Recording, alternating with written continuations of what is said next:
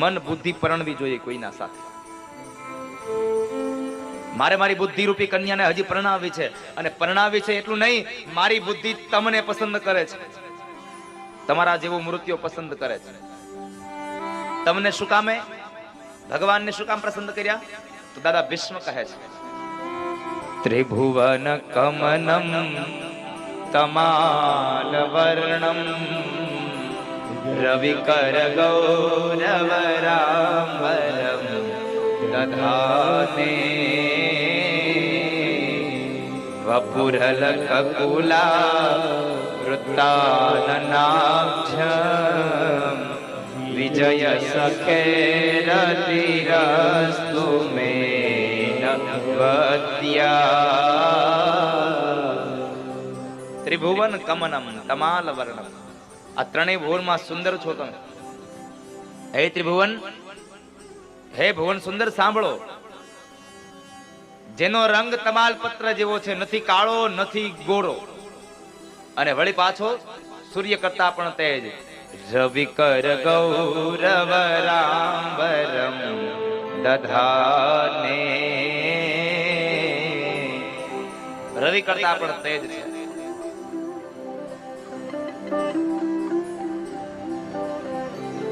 જેના સખા પાર્થને વિજય અપાવવા માટે જે સક્ષમ છે, પાર્થના સખા, મારું મન તમારામાં વળગે છે, મારી બુદ્ધિ તમારામાં લાગે છે.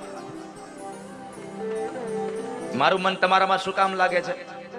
જો આપણે એક તો વાત આ લૌકિક જગતની વાત કહું તો અત્યારની દીકરીઓને શું હોય, સારો મૂર્તિઓ હોય, સારા કપડા પહેરતો હોય, સારા સારા ફેશન કરતો હોય, રૂપાળો હોય, આવું મૂર્તિઓ ગમે. ભગવાને એ જ કર્યું છે. ત્રિભુવન કમનમ, પીળા પિતાંબર પહેર્યા, જરકસી જામા પહેર્યા છે, માથામાં મોર મુગટ શોભે છે, એકદમ રૂપાળો છે. બીજી વાત, અત્યારની દીકરીઓને જે મૂર્તિઓ ગમે છે એ આજકાલનું નથી. પહેલેથી દાદા ભીષ્મએ કહ્યું, પ્રભુ મને શું કામ તમે ગમો છો, મારી બુદ્ધિને શું કામ ગમો છો? એનું મૂળ એક કારણ છે કે તમે કહ્યાગ્રા પતિ છો, એટલા માટે. અને આજ કળિયુગની બધી દીકરીઓની એક જ ઈચ્છા હોય, મને મારો પતિ મળે. કેવો? તો કહે છે, હું જેમ કહું એમ કરે એવો, મારો કહ્યાગ્રો પતિ મળે. દાદા ભીષ્મએ કહ્યું, પ્રભુ મારી મતિરૂપી કન્યા માટે તમે એટલા માટે ગમો છો, તમે કહ્યાગ્રા છો. કઈ જગ્યાએ કહ્યાગ્રા? તો કહે છે, જ્યારે કુરુક્ષેત્રના મેદાનમાં બે સેનાઓ સામસામે ઊભી છે, અને ત્યારે અર્જુન ત્યારે રથી બન્યા અને તમે સારથી હતા, ત્યારે અર્જુને તમને પ્રાર્થના નહોતી કરી, વાસુદેવ મારો રથ લઈ જાવ ને? પ્રાર્થના નહીં, તમને આજ્ઞા કરી હતી, કૃષ્ણ મારો રથ બે સેનાની મધ્યમાં લઈ જાવ. અને ત્યારે તમે અર્જુનની પ્રાર્થનાને નહીં, અર્જુનની આજ્ઞાને માનવા વાળા છો, કોઈકનું કહ્યું કહેવા વાળા છો, એટલા માટે મારું મન તમને વરે છે. કહ્યાગ્રા પતિ છો ને એટલા માટે. તમે કોકનું કહ્યું કરવા વાળા છો, એટલે મારી બુદ્ધિ તમને વરે છે. નજર માત્રથી કૌરવોની સેનાનું તમે આયુષ્યને હરનારા છો, એટલા માટે મારું મન વરે છે.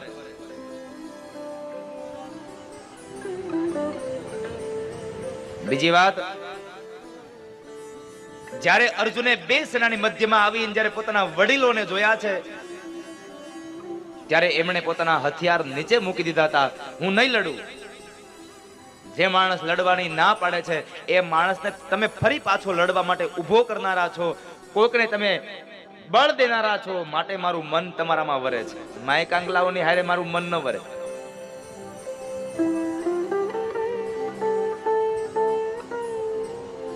વંદો નીકળે, ગરોળી નીકળે, ઉંદડી નીકળે અને બેડ પથ્થર એ બેડ ઉપર ચડી જાય એવો પતિ નથી જોતો.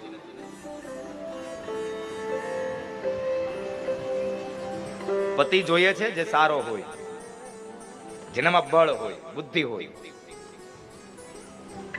અમુકમાં તો એટલું બળ હોય ને, એ બેડરૂમમાં બરાબર આટા મારતો હોય, જો ગરોળી કે ઉંદડી નીકળે આમ, એટલે ઈ ઠેકડો મારી સીધો બેડ ઉપર ચડી જાય.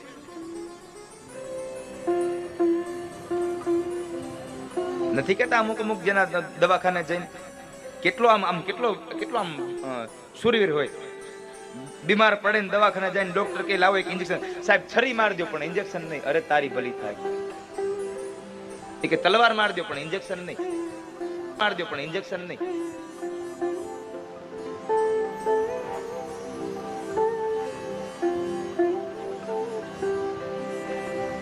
ઇન્જેક્શન લે. પણ તમે તો શુરવીર છો, માટે મારી બુદ્ધિ તમારામાં લાગે છે.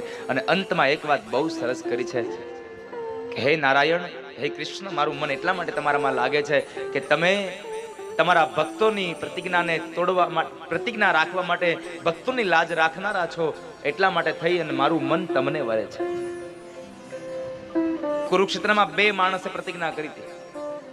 એક ભગવાન કૃષ્ણએ કે કુરુક્ષેત્રના મેદાનમાં હું યુદ્ધમાં હથિયાર હાથમાં નહીં લઉં.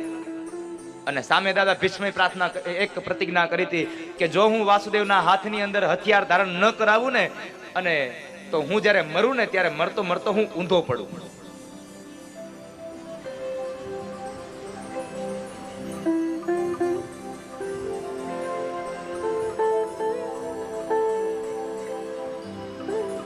મારું ધડ ઊંધું પડે.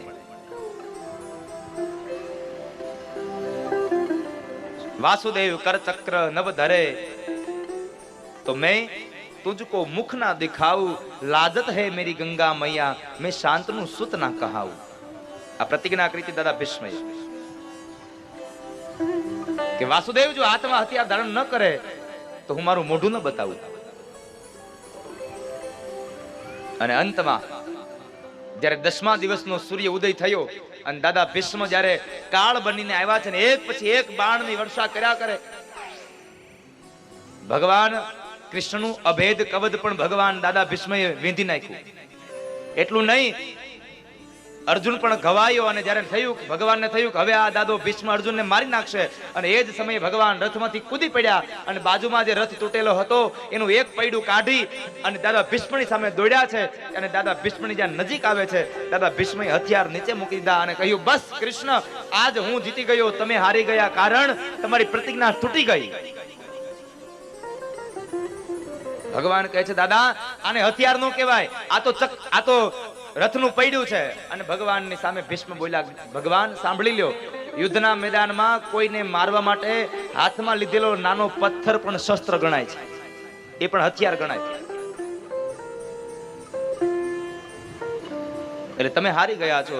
અને એ સમયે દાદા ભીષ્મની વાત સાંભળી અને ભગવાન શું બોલ્યા, ડારી ચક્ર હરી હસી પડ્યો, ઉત્તર દિયો બ્રજરાજ, तोड़ी प्रतिज्ञा मोरी में तोरी प्रतिज्ञा काज. ए भीष्म, તમારી પ્રતિજ્ઞા ન તૂટે ને એટલા માટે મેં મારી પ્રતિજ્ઞા તોડી નાખી છે. અને એટલે ભીષ્મ કહે છે, પ્રભુ તમે તમારા ભક્તોની લાજ રાખવા વાળા છો, એટલે મારું મન તમારામાં વરે છે. અને અંત સમયે ભગવાનની ચતુર્ભુજ નારાયણના દર્શન થયા. અને એ દર્શન થયાને લઈ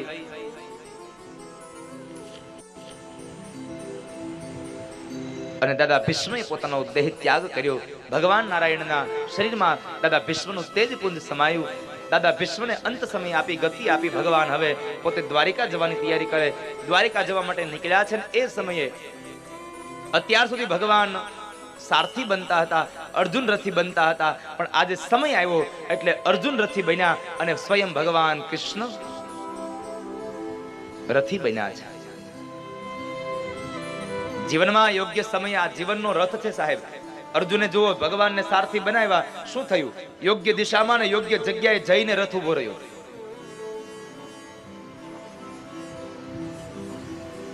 જો યુદ્ધના મેદાનમાં 4 ઘોડાઓ વાળો રથ ભગવાનના હાથમાં સોંપ્યો હોય અને યોગ્ય જગ્યાએ જઈને ઉભો રહ્યો હોય, તો સાહેબ આ જીવનનો રથ છે, એને પણ મારા ઠાકુરના હાથમાં આપી દેજો, જેથી કરી અને આ જીવનનો રથ બહુ આડાઅવળા રસ્તામાં વયો ન જાય. ભગવાન એને યોગ્ય જગ્યાએ લઈ અને ઉભો રાખશે.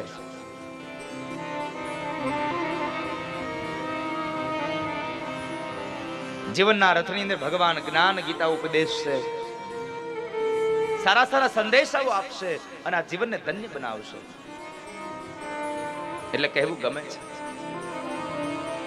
કૃષ્ણ તમે છો મારા જીવન રથના સારથી. કૃષ્ણ તમે છો મારા જીવન રથના સારથી. પ્રભુ તમે છો મારા જીવન રથના સારથી. પ્રભુ તમે છો મારા જીવન રથના સારથી. જ્ઞાન ગીતાયુપદેશી મુજને, જ્ઞાન ગીતાયુપદેશી મુજને, જ્ઞાન ગીતાયુપદેશી મુજને, જ્ઞાન ગીતાયુપદેશી મુજને.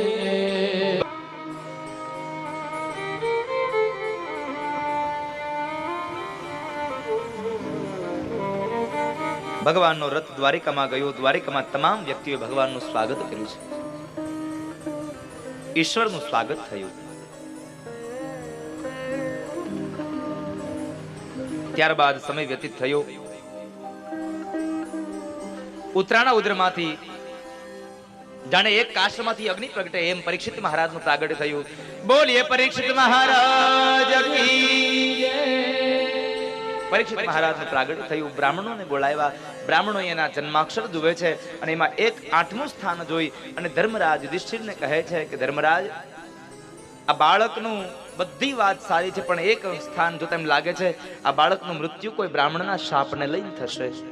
ધર્મરાજ કહે છે ભૂદેવો, યજ્ઞ કરવા પડે તો યજ્ઞ કરો, તપ કરવા પડે તો તપ કરો, દાન દેવા પડે તો દાન દઈ દો, પણ મારા બાળકનું મૃત્યુ કોઈ બ્રાહ્મણ શાપથી ન થાય એવી કૃપા કરો.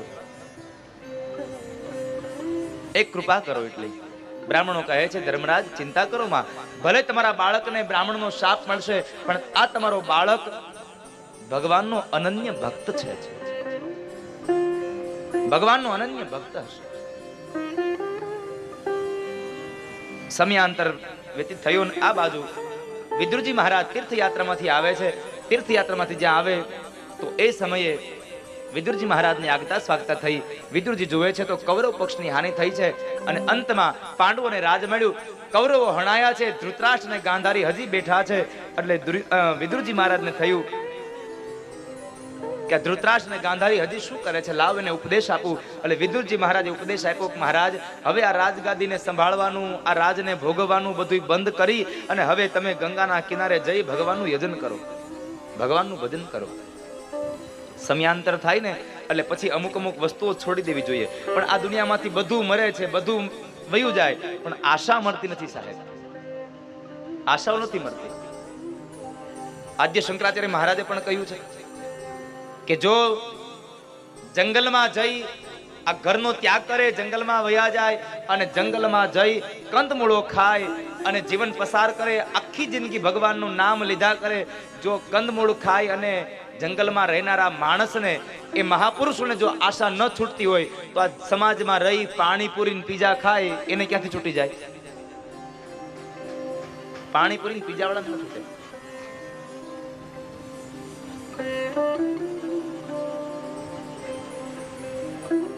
અંગ ગળી જાય, માથાના વાળ ધોળા થઈ જાય, મોઢામાં દાંત રહે નહીં, કેડથી વાંકો વળી જાય, લાકડીના ટેકા વગર ચાલી શકે નહીં, આંખે દેખાય નહીં, કાને સંભળાય નહીં, તો એ માણસને અપેક્ષાઓ ન મરે સાહેબ. ચાલી ન શકે તો શું કે આજ મને તારા ગાડામાં લેતો જાને, મારે વાડી આવવું છે, જોવું છે કપાહ કેવો થયો છે. અરે ઘેરે આવે ને તો જોઈ લેવાય કપાહ કેવો છે.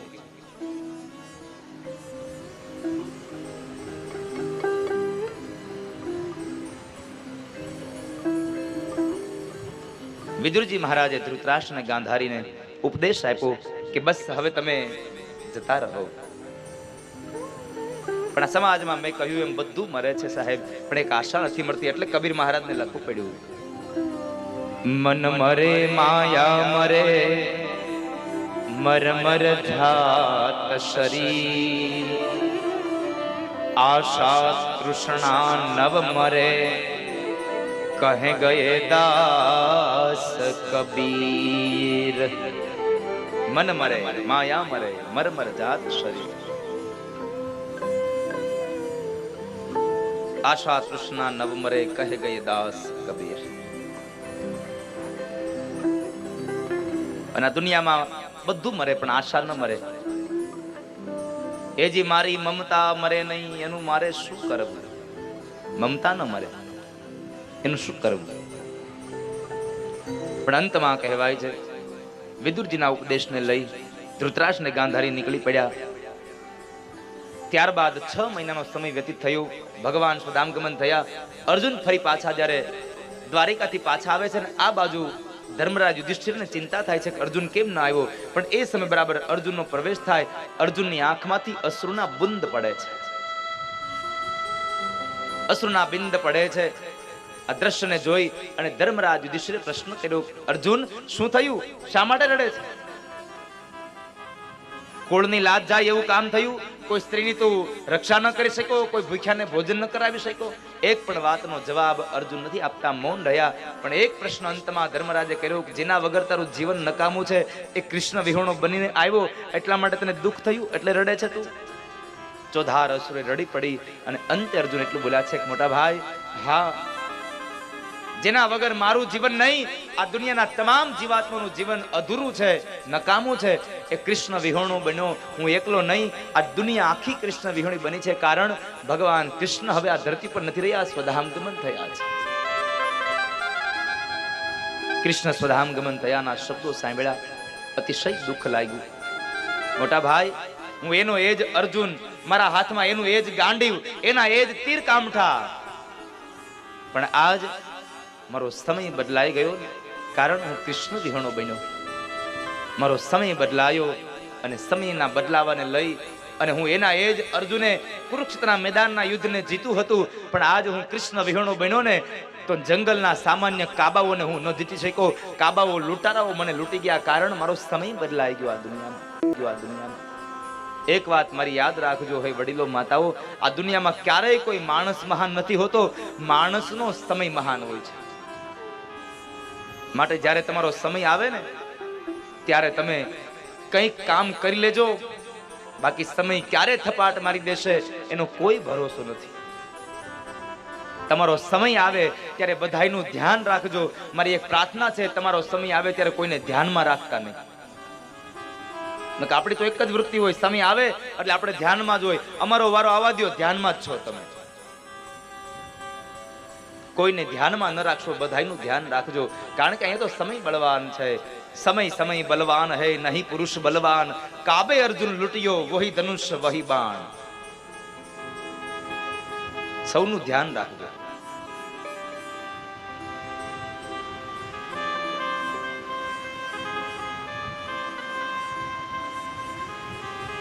અર્જુનની વાતને સાંભળી અને પાંડવોએ નક્કી કરી લીધું કે જો કૃષ્ણ હવે ન રહ્યા હોય તો આ ધરતી પર આપણે રહીને શું કરવાનું. અને અંતે પરીક્ષિત મહારાજને રાજગાદી સોંપી દઈ 5 પાંડવો હેમાળાના માર્ગે ચાલ્યા છે હાડ ગાળવા માટે.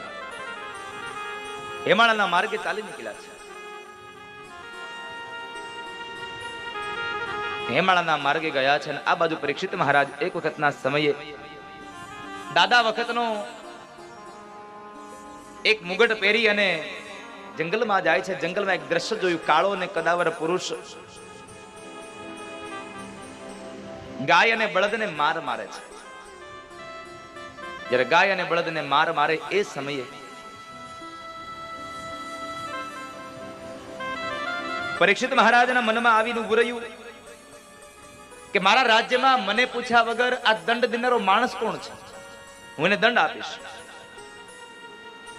એટલે પરીક્ષિત મહારાજને દંડ દેવા માટે જ્યાં એકદમ દોડતા આવે છે, દોડતા આવ્યા અને જ્યારે દંડ દેવા જાય છે તે કાળો પુરુષ પરીક્ષિતના શરણે આવ્યો છે. 2 હાથ જોડી અને પરીક્ષિતને પ્રાર્થના કરે છે, મહારાજ, હું આપના શરણે આવ્યો અને આપ ક્ષત્રિયોનો ધર્મ છે કે શરણે આવેલાને શરણાગતિ આપવી. શરણાગતિ આપવી તમારો ધર્મ છે, માટે મને શરણાગતિ આપો. તું કોણ છે? રાજાએ પ્રશ્ન કર્યો અને એ સમયે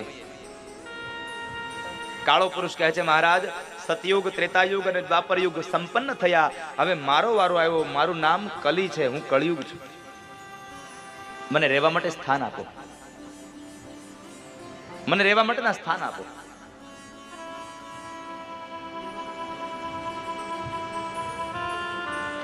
અને રહેવા માટે સ્થાન માગે છે, સ્થાન આપે છે. 4 સ્થાન આપ્યા છે, 4 સ્થાનો આપ્યા. અને કયા આપ્યા? તો ભાગવતકાર લખે છે, દ્યુતમ પાનમ સ્ત્રિયઃ સૂના યત્રા ધર્મ ચતુર્વિદઃ. દ્યુતમ પાનમ સ્ત્રિયઃ સૂના. 4 સ્થાન આપ્યા. પેલું સ્થાન આપ્યું જ્યાં જુગાર રમાતો હોય, દ્યુત એટલે જુગાર. દ્યુતમ પાનમ, પાન એટલે મદિરા પાન. જ્યાં મદિરા પીવાતો હોય ત્યાં કળયુગ તારો વાસ થાય. ત્રીજી વાત બતાવી, જ્યાં સ્ત્રીઓના શરીર વહેંચાય છે એ સ્થાન આપ્યું. અને ચોથું સ્થાન આપ્યું જ્યાં કતલખાનું હોય એ સ્થાન. કતલખાનામાં તારો વાસ થાય. આ 4 જગ્યાએ સ્થાન આપ્યા. અને એ સમય ફરી પાછો કળયુગ રાજા પરીક્ષિતને કહે, પુનશ્ચ યાચમાનાય જાત રૂપમદાત પ્રભુ. મહારાજ, તમે 4 સ્થાન આપ્યા, તમારી વાત સાચી છે, પણ મારો સમય છે અને મારા સમયમાં આ 4 જગ્યાએ જ મારો પરિવાર હમાઈ જાય એવું નહીં થાય. એટલે એકાદું સ્થાન હજી વધારે આપો અને હવે સારું સ્થાન આપજો. પુનશ્ચ યાચમાનાય, હું ફરીવાર તમારી પાસે માગી રહ્યો છું, મને એક સ્થાન સારું આપો. અને એ સમયે પરીક્ષિત બોલ્યા છે કે જા કળયુગ, જે જગ્યાએ અનિતિનું અનાજ લેવાતું હોય, અનિતિનું ધન સમાયેલું હોય, અનિતિનું સોનું હોય, એમાં તારો વાસ થાય. આ શબ્દને સાંભળી અને કલી ઊભો થયો. અને ઊભા થયાની સાથે જ પરીક્ષિતના મસ્તકમાં બેસી ગયો. કારણ પરીક્ષિતના માથામાં જે મુગટ હતો ને, એ મુગટ અનિતિનો હતો, જરાસંઘનો હતો. ભીમસેને જરાસંઘનો વધ કર્યો, જરાસંઘનો મુગટ લીધો, પણ જરાસંઘે જેટલી સંપદા ભેગી કરી હતી બધી અનિતિની હતી. એટલે અનિતિમાં કળયુગ રહે છે. અને કળયુગ જ્યાં હોય ને ત્યાં કોઈ દી હારા કામ ન હોય, જીવન ભ્રષ્ટ કરી નાખે છે.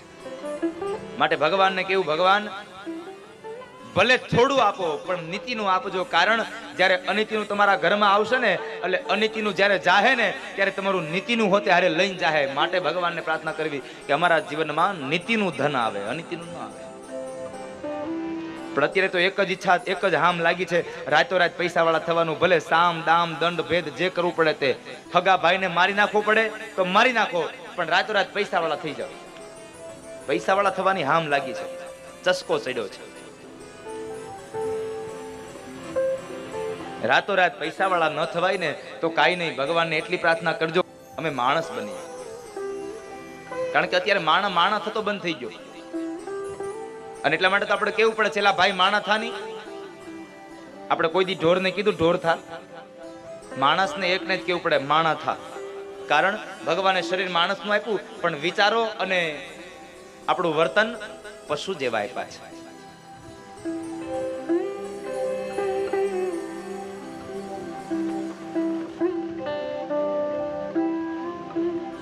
મહારાજ, એક સ્થાન હજી આપો, એ સ્થાન સારું આપજો. અને અનિતિને બરાબર સુવર્ણનો વાસ થાય એવો સમય આપ્યો, એ સ્થાન આપ્યું. એટલે કળિયુગ બરાબર પરીક્ષિતના માથા પર બેઠો. પરીક્ષિત ત્યાંથી નીકળે છે અને શમીક ઋષિના આશ્રમમાં જાય. જ્યાં શમીક ઋષિના આશ્રમમાં જાય છે, તો શમીકના આશ્રમમાં ગયા પછી શમીક ઋષિ ધ્યાનમાં બેઠા છે, એટલે રાજાનું સ્વાગત થયું નહીં. પરીક્ષિતને અહંકાર આવ્યો, કોઈ દિવસ નહીં. અને આજ પહેલી વાર અહંકાર આવ્યો. શું કામે? કળિયુગ માથા પર બેઠો છે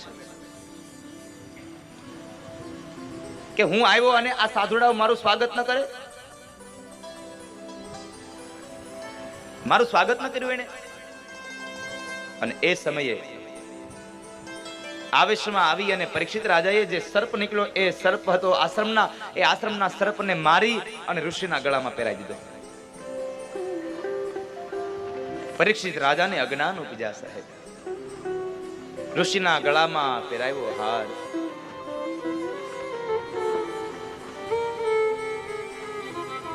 પરીક્ષિત રાજાને અજ્ઞાન થયું. અને જ્યારે માણસ અજ્ઞાનમાં ઘેરાઈ જાય ને ત્યારે ન કરવાના કર્મો કરે છે.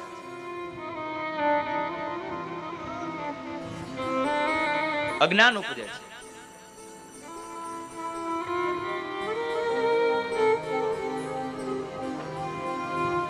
એ અજ્ઞાનને લઈ અને મરેલો સર્પ ઋષિના ગળામાં પહેરાયો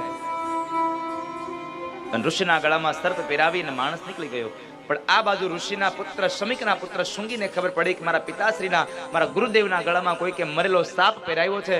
અને એ સમયે શમિક ઋષિના પુત્ર શુંગીએ પાણીની અંજલી ભરી પોતાના તપોબળને લઈ અને ભગવાન સૂર્યનારાયણને સાક્ષી રાખીને કહે છે કે જેણે મારા પિતાશ્રીના ગળામાં હાર પહેરાવવાને બદલે મરેલો સર્પ પહેરાવ્યો છે એને આજથી 7મે દિવસે તક્ષક નાગ દંશ દઈ અને મૃત્યુ થાજો. 7મે દિવસે તક્ષક નાગ દંશ દેશે. પરીક્ષિત ઘરે આવ્યો. આ બાજુ શૃંગી મહારાજ પોતાના આશ્રમમાં આવે છે. ખૂબ રડે છે. એટલે શમિકની આંખો ખુલે છે. શા માટે રડે છે બાળક? તો કહે છે પિતાશ્રી તમારા ગળામાં કોઈ કે સર્પ પહેરાવ્યો છે. સર્પને જોવે તો આ તો આપણા આશ્રમનો સર્પ. આ કોઈ દિવસ કોઈને ડંખો નથી. આને કોણે માર્યો? અને એ સમયે શૃંગી બોલ્યા છે પિતાશ્રી જેણે માર્યો એને પણ મેં એને શ્રાપ આપી દીધો છે કે આજથી 7મે દિવસે તક્ષક નાગ દંશ દઈ અને મૃત્યુ થશે.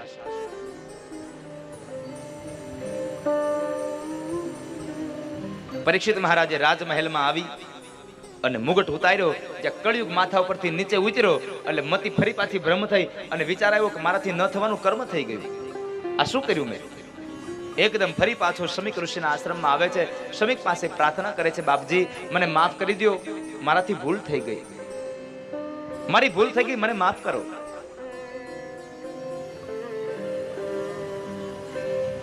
અત્યંત એવી પ્રાર્થના કરે છે ત્યારે શમિક બોલ્યા છે રાજા તું માફી માંગે છે વાત બરાબર છે પણ તને શાપ મળ્યો છે. 7મે દિવસે તક્ષક નાગ દંશ દેશે આવો શાપ મળ્યો. એટલે પરીક્ષિત રાજાએ શાપનો સ્વીકાર કર્યો. મેં ભૂલ કરી છે તો આનું પરિણામ મારે ભોગવવું રહ્યું. એમાં કોઈ સંશય નથી. મારે ભોગવવું જ રહ્યું.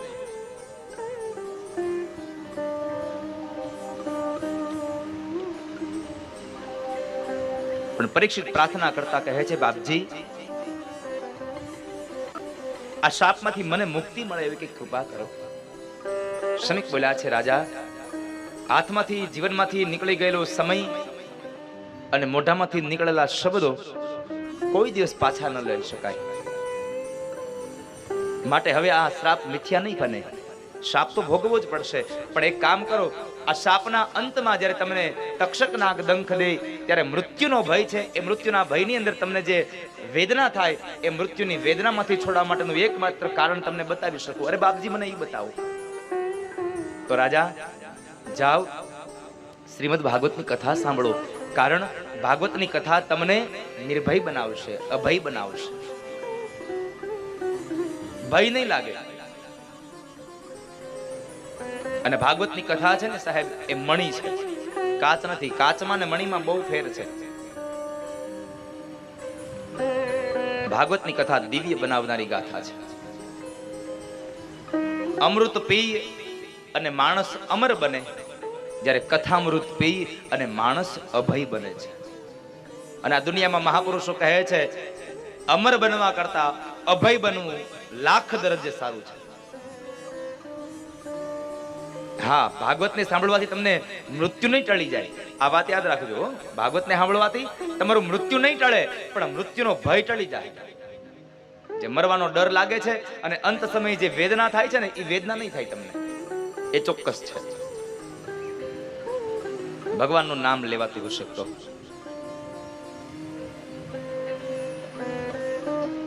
રાજા જાઓ અને ભાગવતની કથા સાંભળો. પરીક્ષિત રાજા ઘરે આવ્યા છે. પોતાની રાજગાદી પોતાના ઉત્તરાધિકારી એવા જન્મેજય આદિ રાજાઓને દીકરાઓને સોંપી દઈ અને પોતે ઘરનો ત્યાગ કરી અને પોતે ગંગાના કિનારે જઈ અને બેઠા છે. આ ત્યાગ કરવો ને એ બહુ અઘરી વાત છે. ત્યાગવું ને એ બહુ અઘરું છે. માણસ બધું કરી શકે પણ ત્યાગી ન શકે કઈ. હા, અમુક એમ કે મેં આ મૂકી દીધું છે, હવે હું આ નથી ખાતો, પણ એવું ન હોય. છોડ્યા પછી જે માણસ એ વસ્તુને યાદ ન કરે ને એને છોડ્યું કહેવાય. પણ આપણે ત્યાગ કરી પણ કોઈ દી ભૂલીએ નહીં, ગામને કહેતા ફરીએ મેં આમ કરું છું, હું આમ કરું છું. એ ત્યાગ નથી સાહેબ. તમે ભૂલી જાઓ છો ને એ ત્યાગ છે. ત્યાગ કરવો તો ત્યાગેલી વસ્તુને ભૂલી જાવી. ત્યાગનો મહિમા હોય છે. જિંદગીમાં જો ત્યાગ કરવાની ઈચ્છા થાય તો એવું ત્યાગ કરવું કે કોઈ દિવસ એને યાદ પણ ન કરવું, ભૂલી જવું. એવો પ્રસંગ છે, બહુ સત્ય ઘટના છે. તમે જો માણસ ત્યાગ કરે પણ ભૂલે નહીં તો એ ત્યાગ શું કામનો? ત્યાગ કરે પણ ભૂલે નહીં તો એ ત્યાગ શું કામનો? 92 લાખ માળવાનો ધણી રાજા ભર્તૃહરિ એટલો વૈરાગ્ય લાગી ગયો, છોડીને વયો ગયો. 92 લાખ માળવો મૂકી દો. આપણે અંત સમયે 92 લાખ માળવો તો ન મૂકી શકીએ, આપણું ઘર ન મૂકી શકીએ, એનો વાંધો નથી, પણ એક નાનો એવો વાછડો આપણા ઘરનો એક નાનો હાવણો ચાવતો હોય ને તો ઈ આપણે અંત સમયે વાછડો વાછડો કરતા હોય, ઈ નથી મૂકી શકતા.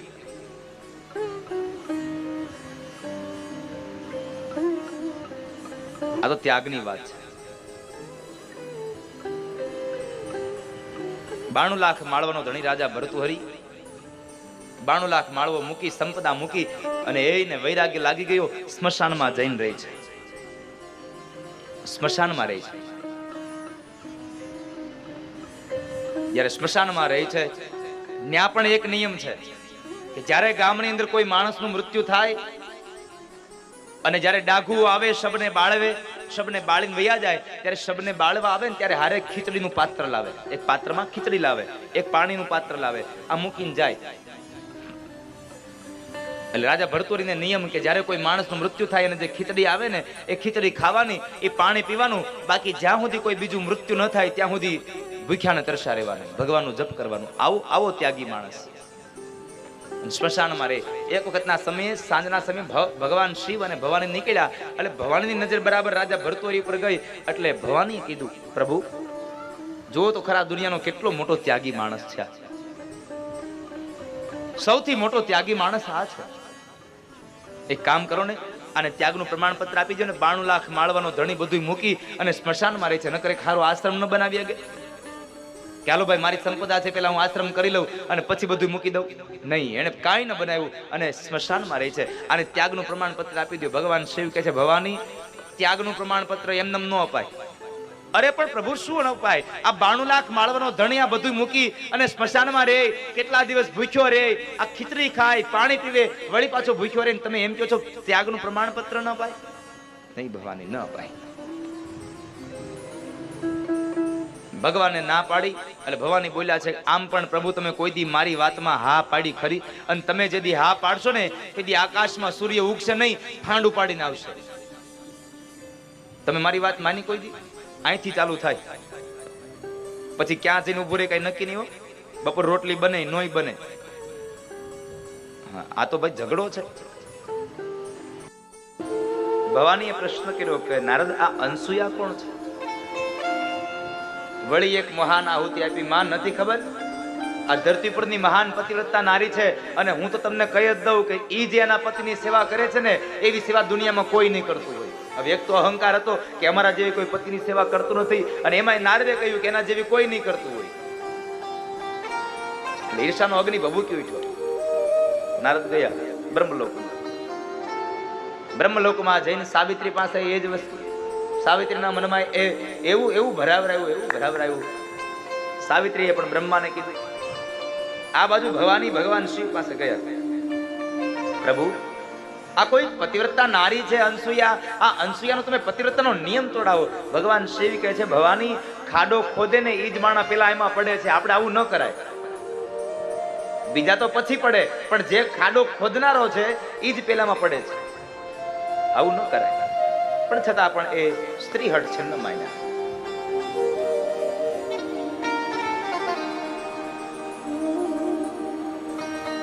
ભગવાન શિવે તૈયાર થયા.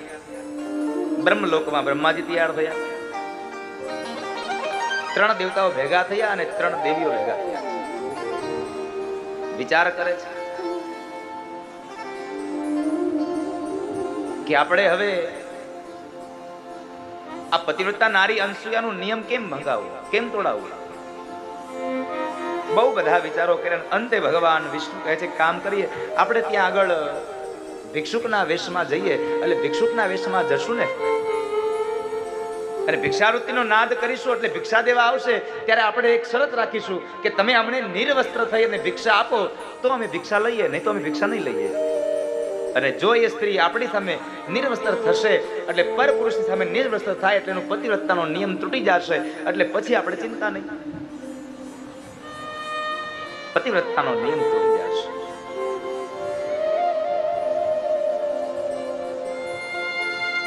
અને એ સમયે બરાબર 3 દેવતાઓ ગયા છે ભિક્ષુકના રૂપની અંદર. ભિક્ષામદેહીનો અવાજ કર્યો. માં અનસુયા થાળ ભરીને લઈને આવ્યા છે. દેવતાઓએ શરત રાખી કે અમે આમ ભિક્ષા ન લઈએ, તમે નિર્વસ્ત્ર થઈને ભિક્ષા આપો તો ભિક્ષા લઈએ. હવે આ બાજુમાં અનસુયા મૂંઝાયા, જો નિર્વસ્ત્ર થઈશ તો મારો પતિવ્રતાનો નિયમ તૂટી જશે, અને નિર્વસ્ત્ર નહીં થાવ તો મારી આંગણે આવેલા આ ભિક્ષુકો એમનેમ પાછા જશે, તો પણ હું પાપની અધિકારી બનીશ. કરવું શું? અને એ સમયે માતા અનસુયાએ પાણીની જારી હાથમાં લઈ જમણા હાથમાં પાણીની અંજલિ ભરી અને ભગવાન સૂર્યનારાયણને સાક્ષી રાખીને કહે છે કે હે આદિનારાયણ, મેં મન વચન કર્મથી મારા પતિની સેવા કરી હોય અને પરપુરુષને મેં ક્યારેય સ્વપ્નમાં પણ મારા મનની અંદર અધિકાર ન આપ્યો હોય, તો મારે આંગણે આવેલા આ 3 ભિક્ષુકો 6 મહિનાના બાળક બને. આટલું બોલીને જે પાણીની અંજલિ છાટે તો ભગવાન બ્રહ્મા, વિષ્ણુ ને મહેશ આ 6 મહિનાના બાળકો બની ગયા ત્યાં આગળ. આ નિયમમાં આટલી તાકાત છે. આ તો પતિવ્રતાનો નિયમ હતો એટલે આ 6 મહિનાના બાળકો બની ગયા. જીવનમાં અન્ય બીજા નિયમો હોય તો પણ એ ઘણા બધા તમને ફાયદા કરાવે. નિયમ રાખશો તો ફાયદો થશે, ભલે ગમે તેવો પણ નિયમ રાખો. એક ગામડામાં એક પતિ પત્ની રહેતા હતા. પત્ની છે બરાબર ભગવાનની ભાવુક, બહુ ભાવુક, ભગવાનને સત્સંગ કર્યા કરે, ગામની અંદર ધૂન કીર્તન હોય તો ત્યાં જીવ્યા કરે, મંદિરે જાય, દેવ દર્શન કરે, આ બધું થાય.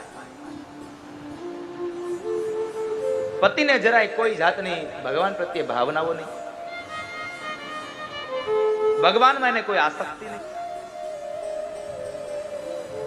અને બન્યું એવું, પત્ની એને રોજ કીધા કરે તમે ચાલો ને આપણે યજ્ઞમાં જઈએ, ચાલો ને આપણે પૂજામાં જઈએ, આપણે સત્સંગમાં જઈએ. પતિ એકનો બે ન થાય.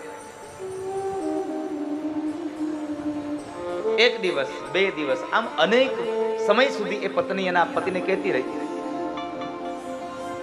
એક દિવસ પત્નીએ કીધું તમે ગમે તેમ કરો, હવે તો તમે એક નિયમ લઈ જ લ્યો, ગમે તે તમે નિયમ લ્યો. નિયમ લેવાની વાત કરી, પતિએ ના પાડી દીધી. પત્ની કહે છે કે તમે નિયમ નહીં લ્યો તો હું આજથી તમારી રસોઈ નહીં બનાવું. ના પાડી દીધી. એટલે પતિને એમ થયું કે હાલ ને આ નિયમનું કહે છે ને તો એક નિયમ લઈ લઉં. કયો નિયમ?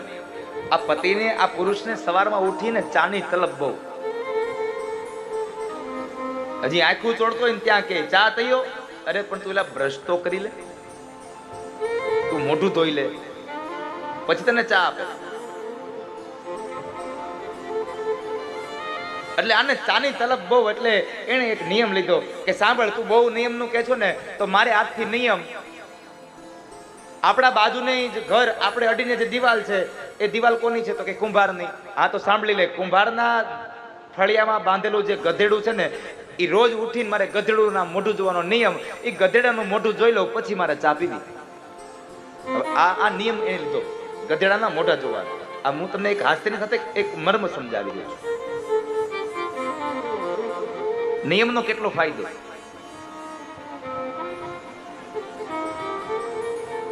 એટલે પેલા માણસે નિયમ લીધો ગધેડાનું મોઢું જોવાનું. સવારમાં ઊભો થાય, આંખું ચોળતો ચોળતો સીધો જ ઘરની બારીમાં બારી ખોલીને પેલા જ ગધેડાનું મોઢું જોઈ લે અને પત્નીને કે હાલો ચા આવવા દ્યો, મેં મોઢું જોઈ લીધું. 1 દિવસ 2 દિવસ 3, આમ અઠવાડિયું થયું, 15 દિવસ થયા, નિયમમાં ચુસ્ત થયો. હવે બીજું કઈ કરવાનું જ નહીં, ઉઠીને સીધી બારી જ ખોલવાની. એમાં એક દિવસના સમય બરાબર ઈ રાત્રે જરા વેલા મોડો આવ્યો એટલે સવારમાં મોડો ઉઠ્યો અને મોઢું ઉઠ્યો ને બરાબર આમ બારી ખોલે જ્યાં ગધેડાનું મોઢું જોવા જાય તો ફળિયામાં ગધેડું નહોતું. પત્નીએ તરત પ્રશ્ન કર્યો,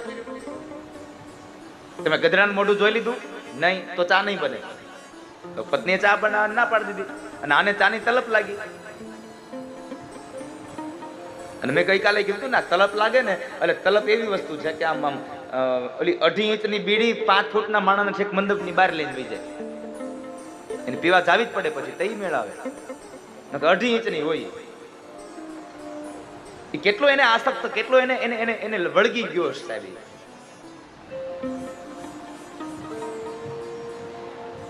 એટલે અહીંયા માણસ સમજાણો હવે કરવું શું, એટલે એનાથી ન રહેવાય. એટલે એ તો એ મોઢું ધોયા વગરનો ગયો કુંભારની ઘરે અને કુંભારના ઘરમાં સીધો ફળિયામાં પ્રવેશ કરી ગયો ને ચારે બાજુ ગોતે.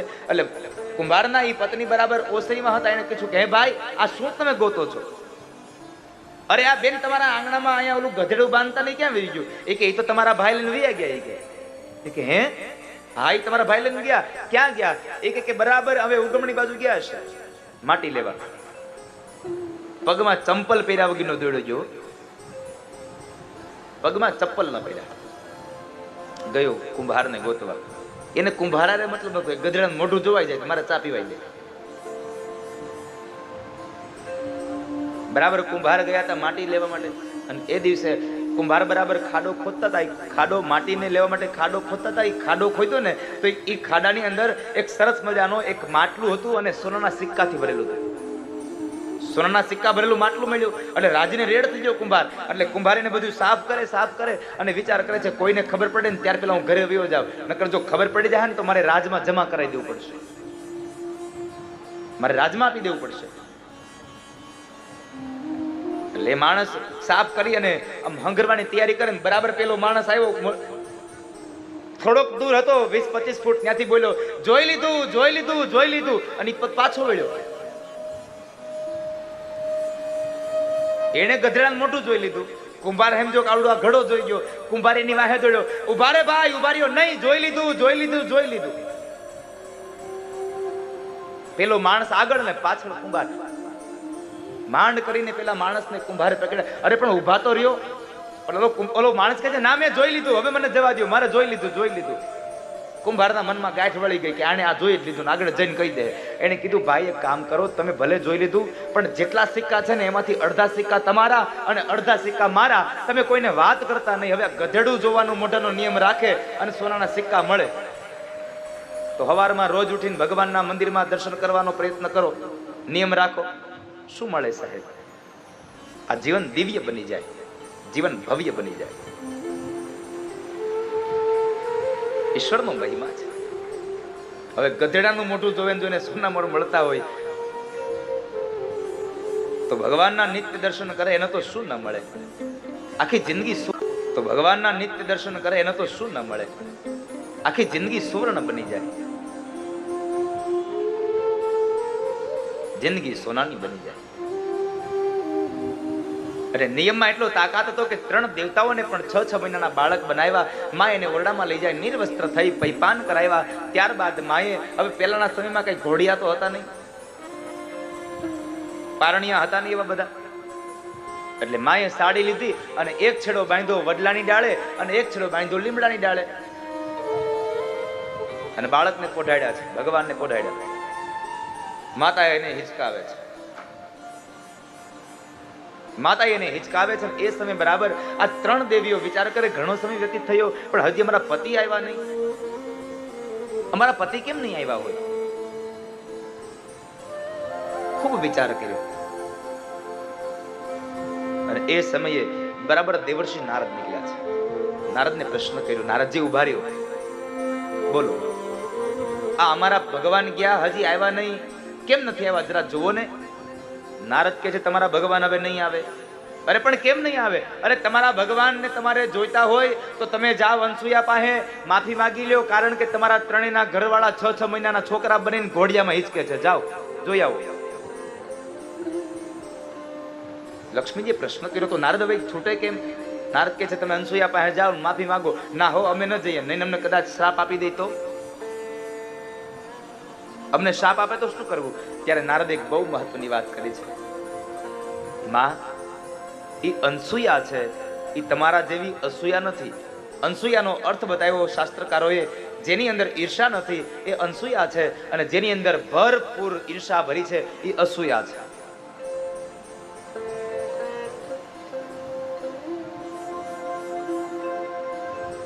ભાગવતના માધ્યમથી એકમાત્ર સંદેશો આપવાની ઈચ્છા થાય કે જીવનમાંથી જો એક ઈર્ષા નામનો કાંટો નીકળી જાય ને તો તમારું જીવન ધન્ય બની જાય. કારણ આપણને દુઃખ કરે છે ને, આપણને દુઃખ અપાવે એનું મૂળ કારણ છે ઈર્ષા. કોઈકની ઈર્ષા થાય છે એટલે આપણે દુઃખી થાય છે.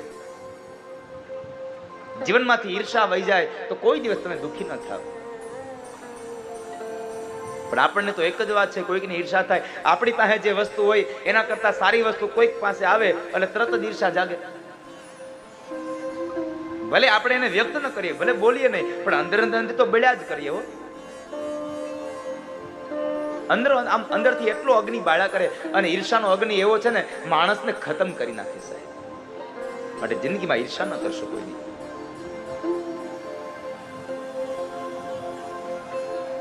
નારદજી સમજાવે છે ને 3 દેવીઓને મોકલે છે. 3 દેવીઓ આવીને બહાર આવ્યા અને એ સમયે મા પાસે માફી માંગે છે, અનસૂયા પાસે. આ વાર્તાલાપ ચાલે છે ને એ સમય બરાબર અત્રિ ઋષિ ત્યાં પ્રવેશ કરે છે. અત્રિ ઋષિનો પ્રવેશ થયો. અત્રિ ઋષિ જોવે છે, વિચાર કરે, આ 3 ઘોડિયા છે, આ 3 પારણિયા છે, આ 3 એવી સ્ત્રીઓ રૂપના અંબાર જેવી ઊભી છે, આ કોણ હશે? એટલે અત્રિ ઋષિ અનસૂયાને પ્રશ્ન કર્યો, દેવી, આ બાળકો કોણ છે? આ સ્ત્રીઓ કોણ છે? આ શું છે બધું? અનસૂયા ઓળખાણ આપે છે.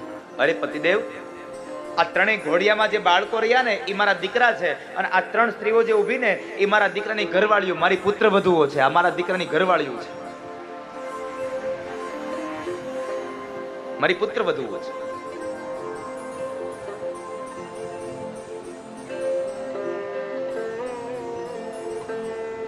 અત્રિ ઋષિ આંખો બંધ કરીને જ્યાં પોતાના તપોબળને લઈને જુએ છે તો ઓહો, આ તો બ્રહ્મા, વિષ્ણુ ને મહેશ છે, અને આ તો આ 3 દેવીઓ જગતની માતાઓ છે. અને એ સમયે અત્રિ બોલ્યા છે, દેવી, આ જગતના બાપ છે એને દીકરા ન કહેવાય, અને આ જગતની માતાઓ છે આને આપણે આપણી પુત્ર વધુ ન કહેવાય. એ સમયે અત્રિ ઋષિએ પાણીની અંજલિ ભરી મંત્ર ભણીને ફરી પાછા ભગવાન બ્રહ્મા, વિષ્ણુ, મહેશને પોતાના મૂળ સ્વરૂપમાં લાવે છે. પણ એ સમયે માતા અનસૂયાની આંખમાંથી અશ્રુ વહ્યા છે. કારણ એક તો બહુ મોટી ઉંમરે દીકરા મળ્યા હતા, અને એમાં પણ એ દીકરાઓ ફરી પાછા જ્યારે જતા રહ્યા એટલે માની કુખ સુમસામ બની ગઈ. એટલે માં અનસૂયા રડ્યા છે. અનસૂયાની આંખના અશ્રુને જોઈ ભગવાન વિષ્ણુ બોલ્યા છે, માં, તમે રડશો નહીં,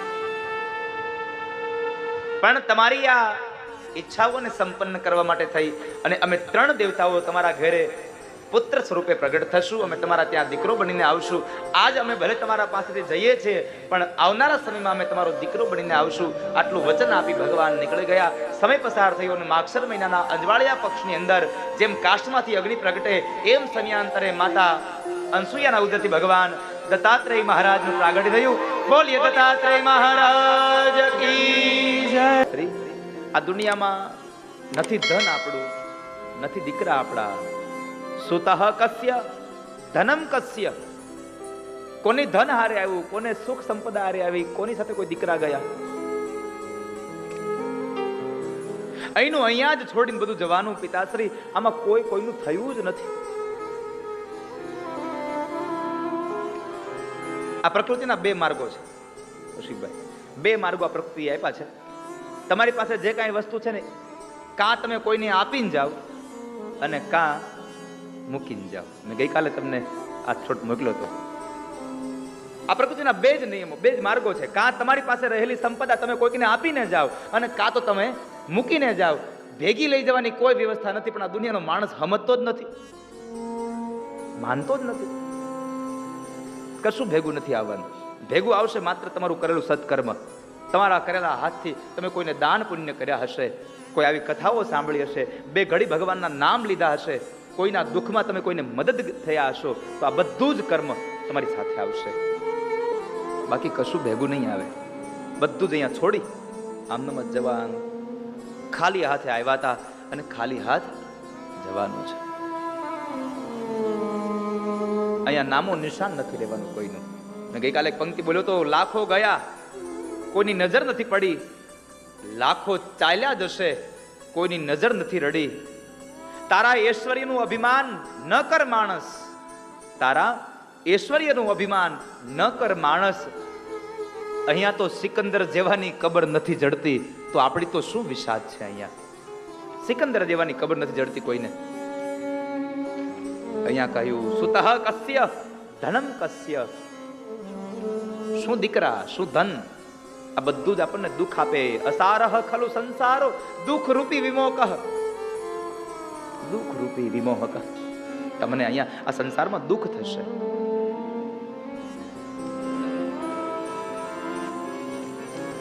આત્મદેવી પોતાના દીકરા ગોકર્ણને પ્રશ્ન કર્યો, તો હવે શું કરું, શું કરું હું? મારા મનના ઉદ્વેગોને શાંતિ મળે એના માટે મારે શું કરવું જોઈએ? અહીંયા એક માત્ર મારી એક નજર એમ કહે છે કે દુઃખ, જ્યારે જીવનમાં દુઃખ આવે ને ત્યારે એવું ન સમજવું કે આપણાથી કોઈ મોટા હોય એને જ કંઈક પ્રશ્ન પૂછે. કદાચ આપણાથી ઉંમરમાં નાનો હોય પણ જ્ઞાનમાં કદાચ મોટો હોય તો એની પાસે જઈને કદાચ આપણા દુઃખનું કારણ પૂછવામાં કઈ વાંધો નથી. અહીંયા ગોકર્ણ મહારાજ પોતાના દીકરાને પ્રશ્ન કરે છે. નકર અમુક બાપ તો ન કહે હવે તું હજી કાલ હવારનો. ગોકર્ણ મહારાજને આત્મદેવે પ્રશ્ન કર્યો છે, બાળક બેટા મને બતાવ હું શું કરું. રડતો આત્મદેવ ગોકર્ણને પ્રશ્ન કરે અને ગોકર્ણ મહારાજ કહે, ધર્મં ભજસ્વ સતતમ ત્યજ લોક ધર્મ.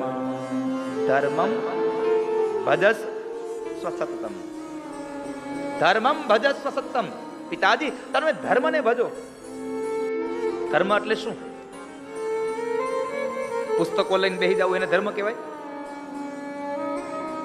ભાગવતનું, ગીતાજીનું, રામાયણનું, શિવખરાણનું પુસ્તક લઈને તમે બેસી જાવ એને ધર્મ કહેવાય? ના, માણસને પોતાની જે ફરજો છે એનું પાલન કરે એ જ મોટો ધર્મ છે. પોતાની ફરજોનું પાલન કરે. મારી આ ફરજ છે, મારું આ કર્તવ્ય છે, એ માણસની મોટા મોટો ધર્મ છે. ધર્મં ભજસ્વ સતતમ ત્યજ લોક ધર્માન. ધર્મં ભજસ્વ સતતમ, તમે ધર્મને ભજો પણ શું સાથે શું કરશો? ત્યજ લોક ધર્માન. તમે આ સંસારનો ધર્મ છે એ છોડી દો. ત્યજ લોક ધર્માન. અને શું કરશો? સેવસ્વ સાધુ પુરુષાન જહિ કામ તૃષ્ણા. સેવસ્વ સાધુ પુરુષાન જહિ. તમે સાધુ પુરુષોનો સંગ કરો.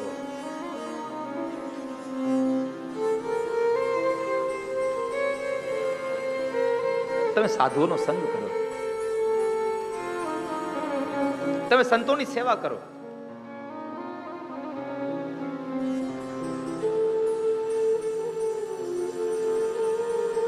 અને આ દુનિયામાં સુખી થવા માટેનો સૌથી મોટો રસ્તો તમને કહું. ગોકર્ણ મહારાજે પોતાના પિતાશ્રીને કહ્યું, અન્યસ્ય દોષ ગુણ ચિંતનમાશ મુક્ત્વા. અન્યસ્ય દોષ ગુણ ચિંતનમાશ મુક્ત્વા. તમે બીજાના દોષ જોવાનું બંધ કરી દો, તમે બહુ સુખી થશો. તમે બીજો શું કરે છે છોડી દો. પણ આપણી દ્રષ્ટિ કેવી છે? ગામના દુર્ગુણ જોઈને આપણા એકલાના સદગુણ જોઈએ. મહાપુરુષો એમ કહે છે તારે સુખી થવું હોય તો તારા દુર્ગુણ જો, બીજાના સદગુણ જો. અહીંયા કહ્યું અન્યસ્ય દોષ ગુણ ચિંતનમાશ મુક્ત્વા. બીજાના દોષ જોવાનું છોડી દે અને સાથે સાથે શું કરીશ? સેવા કથા રસમઃ નિતરામ પિબત્વમ.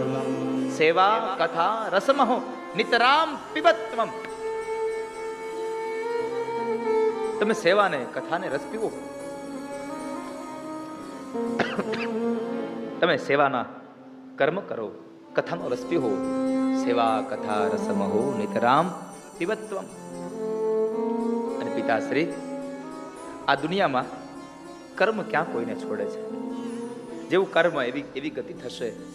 ધુંધુકારીએ જે કર્મ કર્યું છે એનું ફળ એને મળશે. તમે સત્કર્મ કરો. સેવા કથા રસમહો નિતરામ પિબત્વમ. તમે કથાનો રસ પીવો. સેવા કથા રસમહો નિતરામ પિબત્વમ.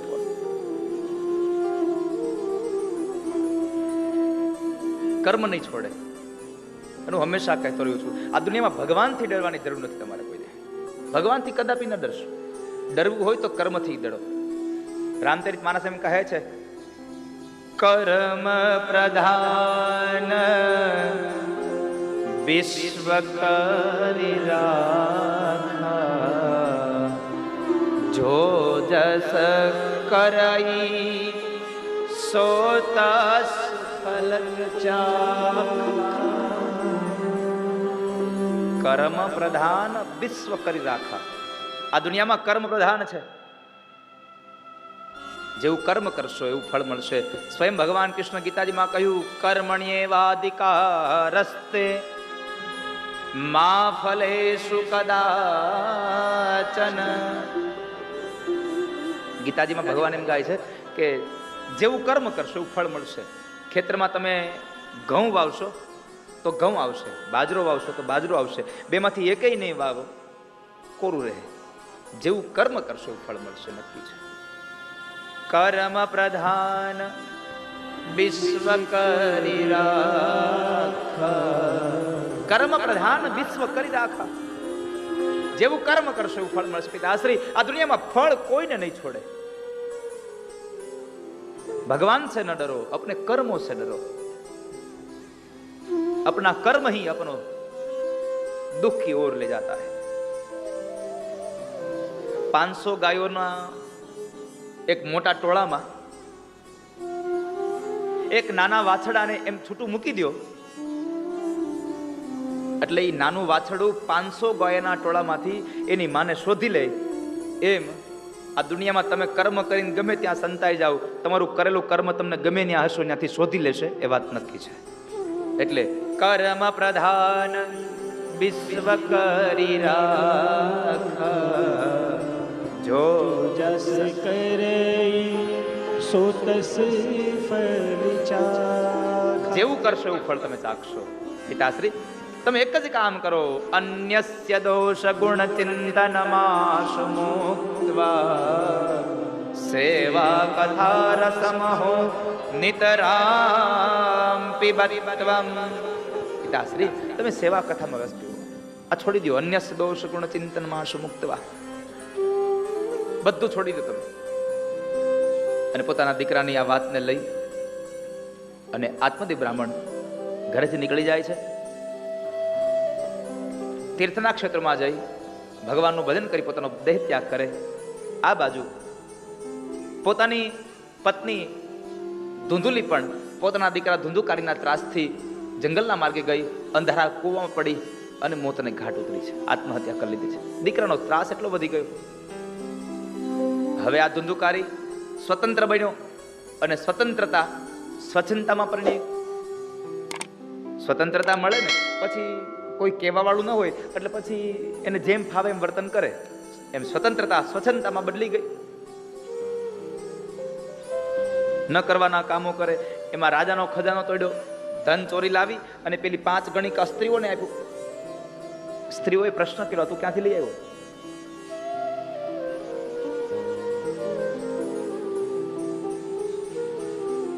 કુબુદ્ધિના કુવિચારોના 5 મિત્રો હોય છે. અને આ 5 મિત્રો કોણ છે? એને એમાં જ લાગે એનું મન. શબ્દ, રસ, રૂપ, ગંધ અને સ્પર્શ. આ 5 ગણિકાઓ છે અને એ ગણિકાઓમાં એનું મન લાગી ગયું છે. સારું સારું ખાવું, પહેરવું, ઓઢવું, હરવું, ફરવું, ભોગ ભોગવવો, આ બધું જ એનું મન કુબુદ્ધિને એમાં લાગ્યું છે. કુવિચારોના મન એમાં લાગી ગયું. અને એ 5ને લઈ અને એને રાજાનો ખજાનો તોડ્યો. આ 5 ગણિકાઓને ખબર પડી કારણે ખજાનો તોડ્યો છે એટલે એમણે તરત જ એને મારી નાખવાની યુક્તિ કરે છે. ગણિકાઓ એને મારવાના પ્રયત્નો કરે, અનેક પ્રયત્નો કર્યા, ધુંધુકારી એમ મરતો નથી. બહુ બધા પ્રયત્નો કર્યા પણ મરતો જ નથી ધુંધુકારી. અને આમ પણ આ દુનિયાનો નિયમ છે કે જેના કર્મ સારા ન હોય એનું મૃત્યુ પણ જલ્દી ન આવે, કારણ કે કર્મના લેખા તો અહીંયા લેવાના જ છે. સોડ લાંબી બીમારી નિતાણી સુતો,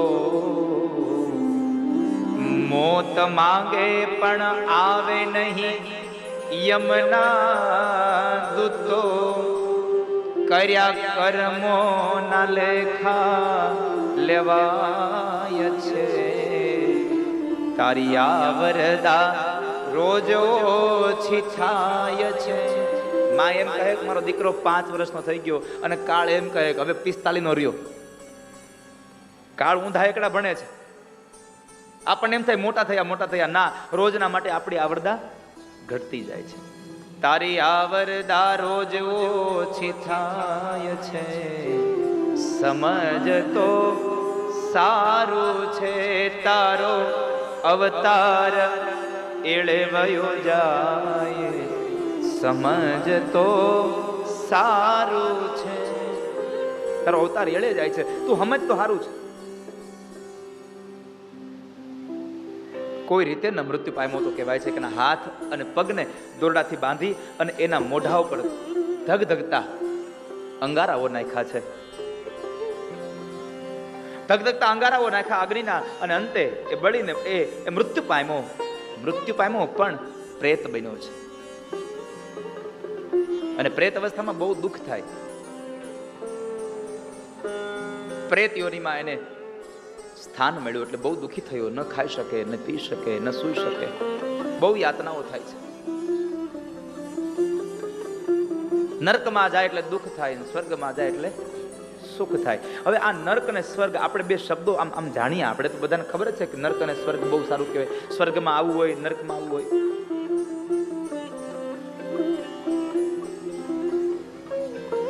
સ્વર્ગ અને નર્કના બે શબ્દો આપણે સાંભળ્યા છે, પણ કોઈને ખબર છે સ્વર્ગ શું, નર્ક શું? પણ મોટી ઉપાધિ એ છે કે જેટલા લોકો ગયા એને કોઈ હજી સુધી ફોટા પાડીને મોકલ્યા નથી. કોઈ પત્ર લખ્યો નથી કે સ્વર્ગમાં આવવું હોય, નર્કમાં આવવું હોય, એલા આવા કામ કરજો તો સ્વર્ગમાં જાઓ, આ રસ્તે હાલશો તો નર્કમાં જાઓ. આવું કોઈએ કીધું નથી આપણને. આપણે કેટલું બધું આપણે ભેગું મોકલીએ, આપણા દાદાને, આપણા બાને, આપણા વડીલોને, આપણે બધું ત્યાં મળે એટલા માટે આપણે કેટલું કરીએ. તો હવે મને એમ થાય છે સ્વર્ગ અને નર્ક જોવા હોય તો એક કામ કરવું પડે. જુઓ, ત્યાં દાદાને આપણા વડીલો કોઈ ગુજરી ગયા હોય તો એને ત્યાં ઉપરના લોકમાં બધું સારું મળે એટલે આપણે અહીંયા બ્રાહ્મણને પથારી દાનમાં આપીએ, સરસ મજાનું ગાડલું આપીએ, ઓશીકું આપીએ, ચાદર આપીએ, ગોદડું આપીએ. દાદાને ત્યાં વડીલોને ત્યાં જમવા મળે એટલે આપણે ભાતાનો ડબરો સરસ મજાનો ભરીએ. સારી થાળીમાં જમવા મળે એટલે સારું આખું ભાણું મૂકીએ આપણે. એને ચાલવામાં તકલીફ ન પડે એટલે ઓલી લાકડી આપીએ આપણે. એને ન્યાય ભજન કરવું, અહીં ન કર્યું એટલે ન્યા કરવું હશે એટલે કે માળા હોત આપીએ આપણે. હા, અહીં ન કર્યું એટલે ન્યા આપશું માળા.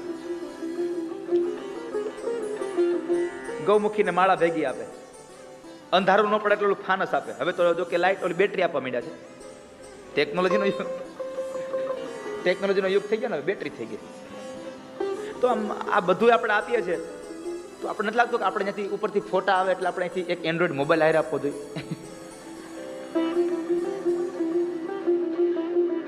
અને હવે એન્ડ્રોઈડ તો એન્ડ્રોઈડમાં સારા ફોટા બહુ નથી આવતા, એપલનો આપવો જોઈએ, એક્સ.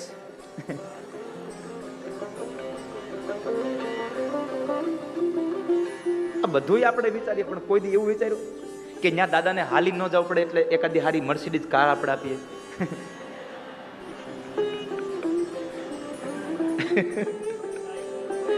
હારી સાયકલ નથી આપતા.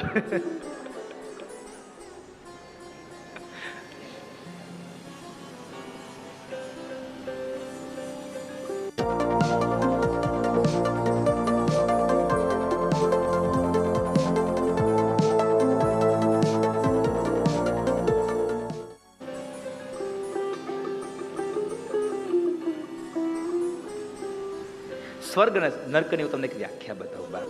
મારો આ તો ખાલી એક તમને આમ થાકી ન જાવ ને, ઊભા નથી જાવ ને એટલે મારે તમને ખાલી એક આમ હાસ્ય છે ને ડાયવર્ઝન છે. હાસ્ય ડાયવર્ઝન છે, વળી પાછા તમને રસ્તા ઉપર લાવું. સ્વર્ગ અને નર્કની વ્યાખ્યા શું? સ્વર્ગ અને નર્કમાં ફેર શું? એક વખત એક યુવાને ઈચ્છા થઈ ગઈ કે આ બધા મહાપુરુષો સ્વર્ગ અને નર્કની વ્યાખ્યા કરે છે. આ તો અહીંનું છે ખાલી, હું તમને સમજાવવા માટે કહું છું. તમે પાછા એમ ન કહેતા દાદાએ કીધું ઉપર તો કઈ છે જ નહીં. હા, નકર વળી પાછા એ બહાર પાડશો તમે. શાસ્ત્રની વિરુદ્ધ વાત નથી, પણ મારો જે મને મારો આમ અંદરથી મારો આત્મ એમ કહે છે કે આવું કદાચ હોઈ શકે. સ્વર્ગ અને નર્ક એટલે શું? તો આપણી એક આપણી મનોગ્રંથિ છે કે સ્વર્ગમાં સુખ હોય ને નર્કમાં દુઃખ હોય. તો એક યુવાનને ઈચ્છા થઈ ગઈ લાવ સ્વર્ગ ને નર્ક તો જોવા જ છે.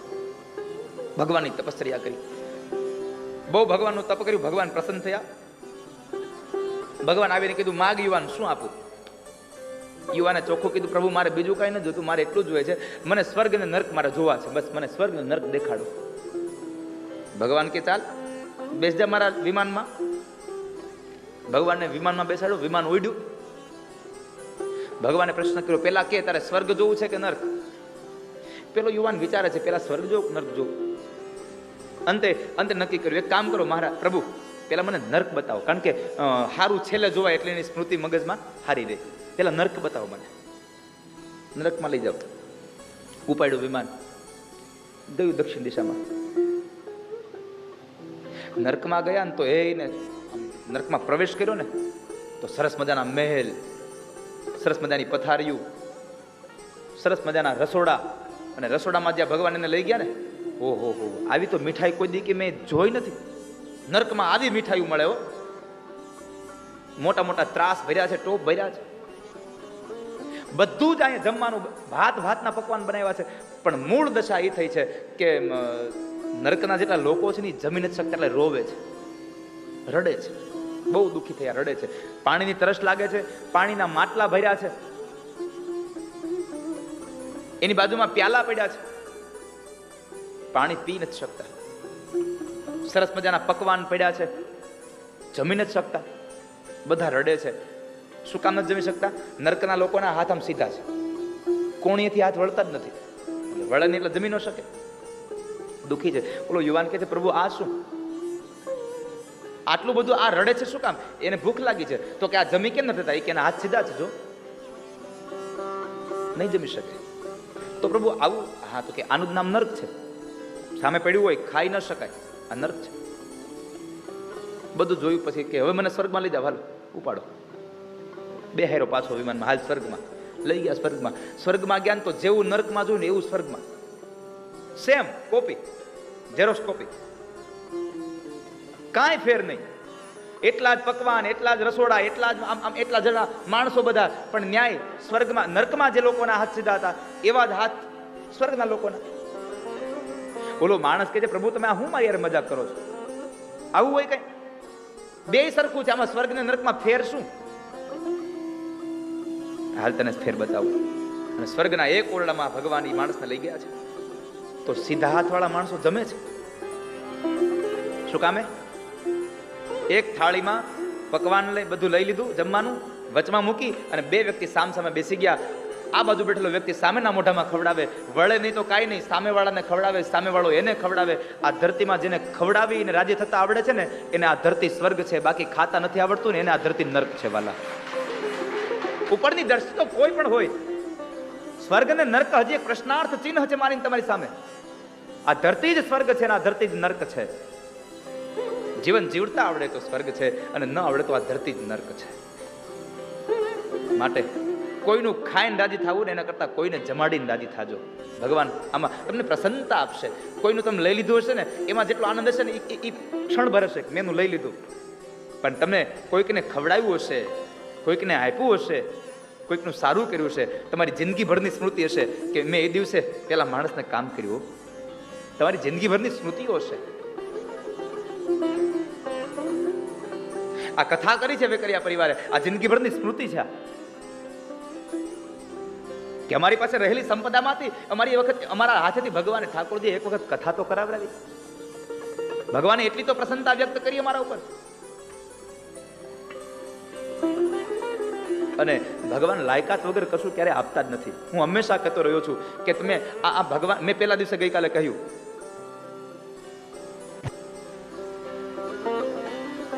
કે આધ્યાત્મિકતાને એટલે કે ભગવાનને અને ભૌતિકતાને કોઈ સંબંધ નથી.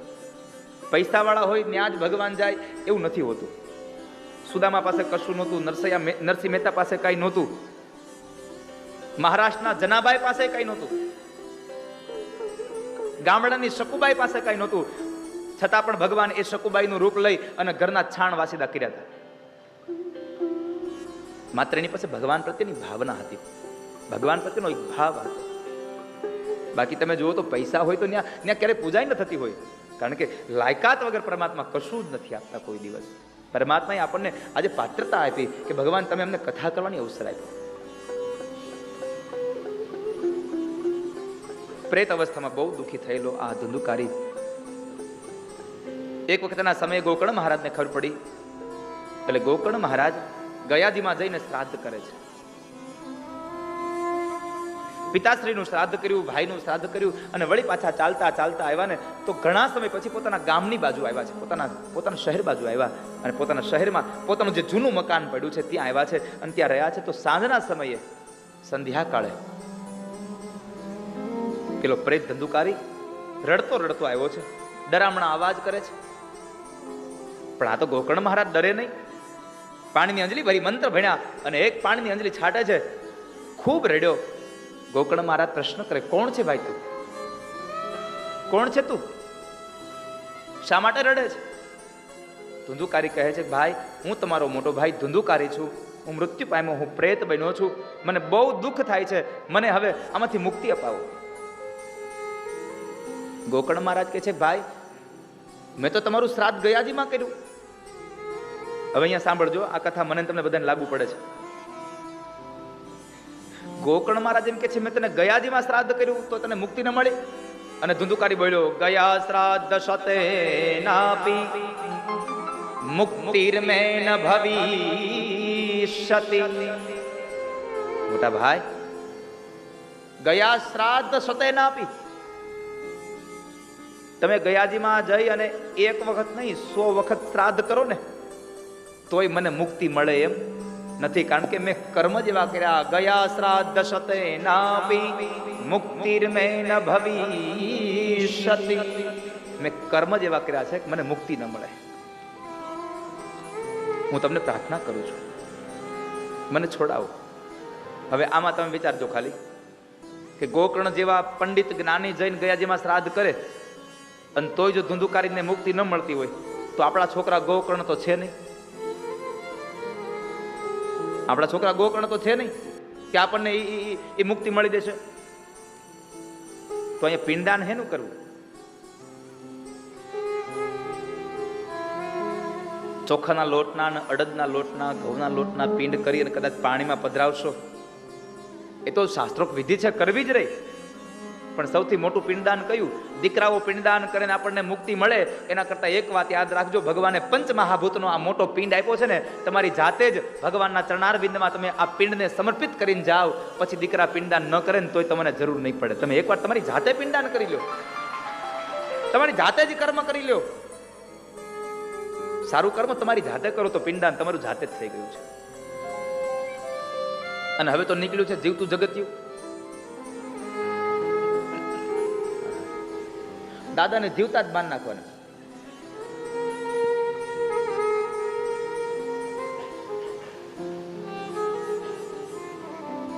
ગયા શ્રાદ્ધ શતે નાપી મુક્તિર્મેન ભવિષ્યતિ, મને મુક્તિ ન મળે તો તમને મુક્તિ કેમ મળે એ મને ખબર નથી, પણ હું આપને પ્રાર્થના કરું છું, મને કોઈ પણ સંજોગે મુક્તિ અપાવો. બહુ દુઃખ થાય છે.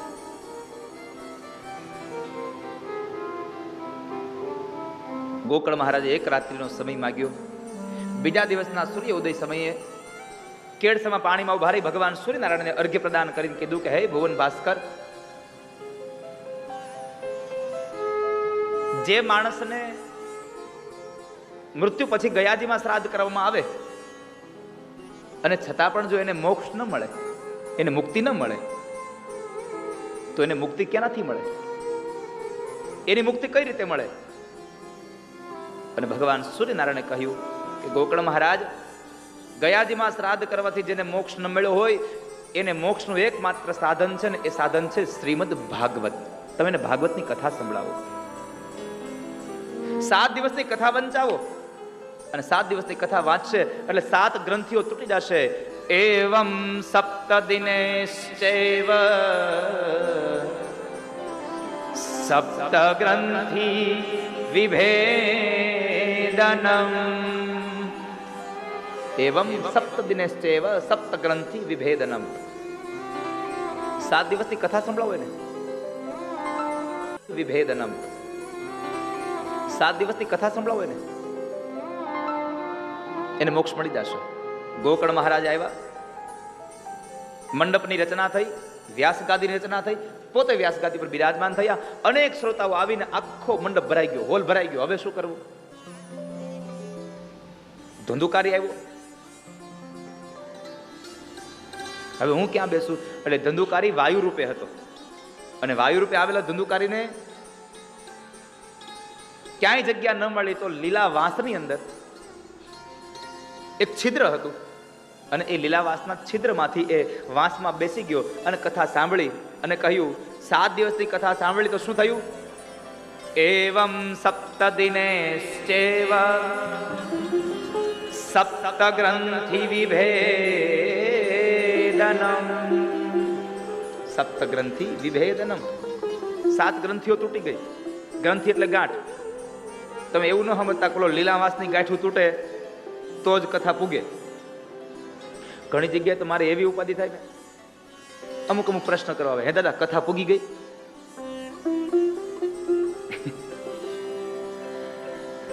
મને એ નથી ખબર પડતી ક્યાં પુગાડવાનું છે. તમારું ભજન ભગવાને સ્વીકાર લીધું ને એટલે કથા પૂગી નથી ગઈ. આ કથા તમારી ઉગી ગઈ ગણાય. આ તમારે ત્યાં કથા આવી, ભગવાન આવ્યા, એ તમારું ફળ ઉગ્યું છે. આ તમારું વૃક્ષને ફળ લાગી ગયું. પણ ઘણા લોકો એમ વિચારે કે આ કથા પુગાડવાની હોય. હવન હોય ને તો કે એ દાદા આ હવન પૂગી ગયો, નહીં પૂગ્યો તમે હારે લેતા જાવ. બીજું તો હું આપ સૌને એટલી વાત કહું, જો કે આપ તો બધા હવે અહીંયા વેલ એજ્યુકેટેડ છો એટલે અંધશ્રદ્ધામાં નહીં જ માનતા હો. તમને અંધશ્રદ્ધા નહીં હોય, દોરા ધાગા ઓલા બધું કરવું નહીં, એવું અહીંયા નહીં જ હોય. બધું ગામડે હોય. અમારે હજી એવા ગામડાઓ છે કે તમે એમ થાય હજી આવું કરતા હશે. કેટલી અંધશ્રદ્ધા માણસોમાં કે નાનું બાળક બહુ બીમાર પડે ને એ કજિયા કરતો હોય ને આવું કરતું હોય ને તો એને ઓલા લોખંડના સળિયા ધગાવીને એને દામ અપાવડાવે. આટલી અંધશ્રદ્ધાઓ છે માણસોમાં. અંધશ્રદ્ધાને દૂર કરજો. હજી પણ તમને પણ કહું છું, જો અંધશ્રદ્ધા આપની અંદર ક્યાંય પડી હોય તો અંધશ્રદ્ધાને દૂર કરજો. શ્રદ્ધાને તમારી અંદર રાખજો, પણ સાથે એટલું ધ્યાન રાખજો કે અંધશ્રદ્ધાને દૂર કરવામાં આપણી મૂળ શ્રદ્ધા પણ કે ખંડાઈ ન જાય. શ્રદ્ધાનું પણ ધ્યાન રાખજો. અંધશ્રદ્ધાને દૂર કરવામાં આપણા રહેલી જગતની શ્રદ્ધાઓ ન જતી રહે, એ પણ ધ્યાન રાખજો. ઘણા લોકો નથી કહેતા અમે આમાં માનતા જ નથી, પછી ઊભા રોડે ચડે તો એ કે હવે આના જપ કરાવવા પડશે, હવે આનું કંઈક કરવું પડશે. પછી આવે મારી પાસે, દાદા જુઓ ને આમાં કંઈક દોરો ધાગો કરી દો ને, તો જ મારી પાસે કાળો દોરો થઈ રહ્યો હોય. વિચારો બદલી જશે. પણ કરુણા એ છે કે દીકરો બાપને નથી સમજતો, બાપ દીકરાને નથી સમજતો. એનું એકમાત્ર કારણ છે કે બધા આવીને અલગ અલગ જમીન અલગ અલગ રીતે પાછા ફરી આવે ને પાછા સૂઈ જાય છે. મા બાપની સાથે, વડીલો સાથે, દીકરાઓની સાથે બેસવાનું રાખો. નિત્ય ઘરનો ક્રમ હોવો જોઈએ કે બધાને બેસવાનું છે, ફરજિયાત છે. નિત્ય ભગવાનની કથા સાંભળી.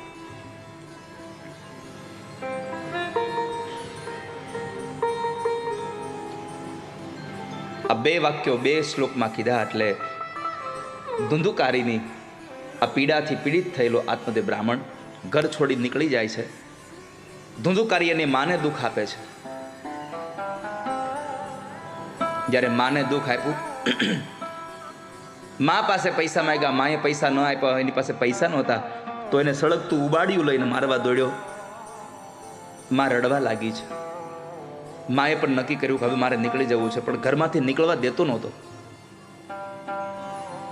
એક વખતના સમયે સંધ્યા સમય હતો. થોડું થોડું અંધારું થયું હતું અને એ અંધારામાં આત્મદેવ અહીંયા ધુંધુકારી મદિરા પાન કરીને આવ્યો ઘરમાં, બેભાન અવસ્થામાં પડ્યો છે. માએ સમય જોઈ અને માં ઘર મૂકીને નીકળી જવા તૈયાર થઈ, પણ માતૃત્વ હૃદય હતું ને, માં હતી ને, એટલે જતા જતા જે દીકરો એને હેરાન કરતો હતો, મારતો હતો, એ દીકરાના કપાળમાં ચુંબન કરતી ગઈ.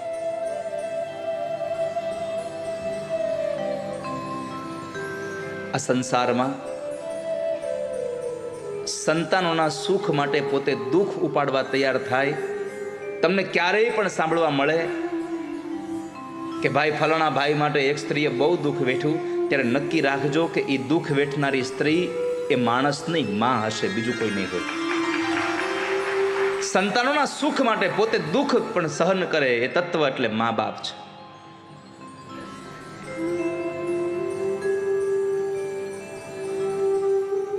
પોતાના મા બાપ માટે આપણે કેટલી આપણી ફરજો.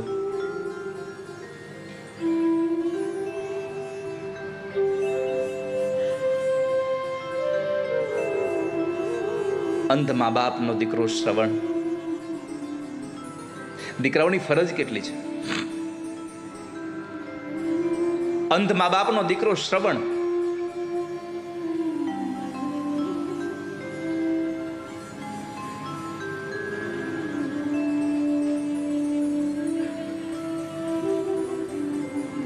શ્રવણનો અર્થ છે કાન.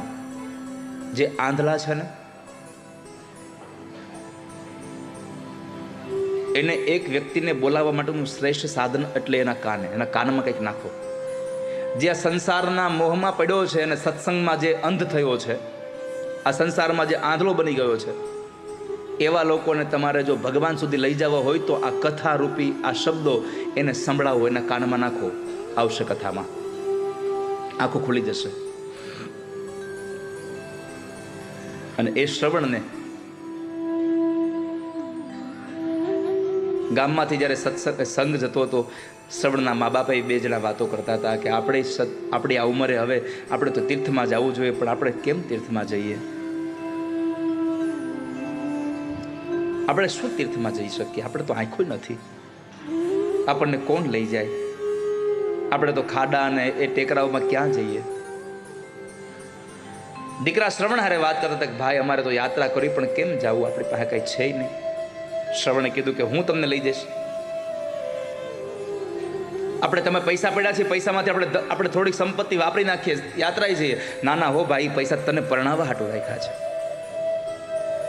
શ્રવણના આંધળા મા બાપ કહે છે કે તને પરણાવવા માટે અમે પૈસા રાખ્યા છે. એ પૈસા અમે આમ નથી વાપરવાના, અમારે જાત્રા નથી કરવી, અમે તો ઘરમાં અમે ભગવાનનું નામ લઈને બેસીશું. અને અમે જાત્રામાં જઈએ તો અમે ક્યાં કાંઈ જોવાના હતા? અમને ક્યાં આંખો આપી છે? શ્રવણે કહ્યું ના, હું તમને યાત્રામાં લઈ જઈશ. ભાઈ અમે હાલી ન શકીએ, કેમ જવું અમારે? પોતે માથે બેસી અને સુતાર પાસે જઈ અને સુંદર મજાની લાકડાની એવી કાવડ બનાવડાવી, અને એ કાવડમાં રૂની એવી ગાદીઓ નાખી કે મા બાપને બેસમાં જરાય કોઈ મુશ્કેલી ન પડે. કાવડ નાખી, એ કાવડની અંદર એના ગાદલીઓ નાખી, મા બાપને બેસાડ્યા અને ખંભા ઉપર લઈ અને જ્યારે શ્રવણ નીકળે છે ત્યારે મહાપુરુષોએ પોતાના લેખનમાં લખ્યું છે કે જ્યારે દીકરો શ્રવણ પોતાના મા બાપને પોતાના ખભા ઉપર લઈ અને ગામડે ગામડે જ્યારે એ તીર્થ માટે નીકળતો હતો ને, ત્યારે ગામના લોકો બીજા ગામ સુધી વળાવવા જતા હતા એને. આ દુનિયામાં જે સંસારમાં મા બાપની સેવા કરે ને એને દુનિયાના લોકો પ્રેમ કરે, એને સંસારના લોકો એની પૂજા કરે છે.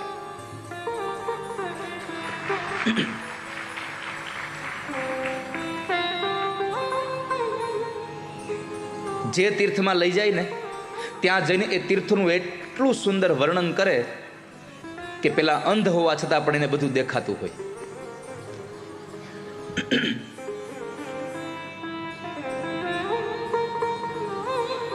મા બાપની સેવા કરવા માટે આપણને પરમાત્માએ સંતાન બનાવ્યા છે.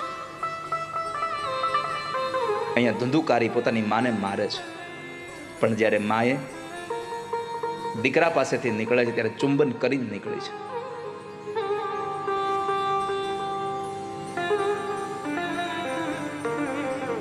માં ગઈ, જંગલના માર્ગમાં ચાલતી થઈ, ખબર ન રહી, અંધારા કૂવામાં પડીને મૃત્યુ પામી છે. માં મરી ગઈ. માં મરી તો ગઈ,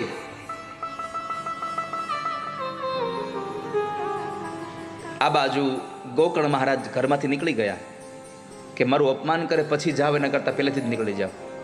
ગોકર્ણ મહારાજમાં યાત્રા કરવા નીકળ્યા. ગયાજીમાં જઈને શ્રાદ્ધ કરે છે. અહીંયા ધુંધુકારીને 5 ગણિકાઓ સાથે સંગ થયો, રાજાનો ખજાનો તોડ્યો, અને એ જ સ્ત્રીઓએ એને હાથ અને પગ દોરડાથી બાંધી દઈ અને એના મોઢામાં અગ્નિના અંગારાઓ નાખી અને એને મર્યો, પ્રેત બન્યો. આ સંસારમાં જેના કર્મ સારા ન હોય ને એની ગતિ સારી ન હોય કોઈ દિવસ. હું તો તમને એટલી પ્રાર્થના કરીશ કે ભગવાનથી નહીં ડરો ને તો ચાલશે, પણ તમારા કર્મથી ડરજો, કારણ કે ભગવાન માફ કરશે, કર્મ નહીં છોડે. કર્મ પ્રધાન વિશ્વ કરી રાખા. આ સંસારમાં કર્મ પ્રધાન છે. રામના પિતા દશરથે શ્રવણને બાણ માર્યું, શ્રવણ મર્યો, એના બદલામાં પાણીનો એક ઘડો લઈ અને એના અંધ મા બાપને દેવા જાય.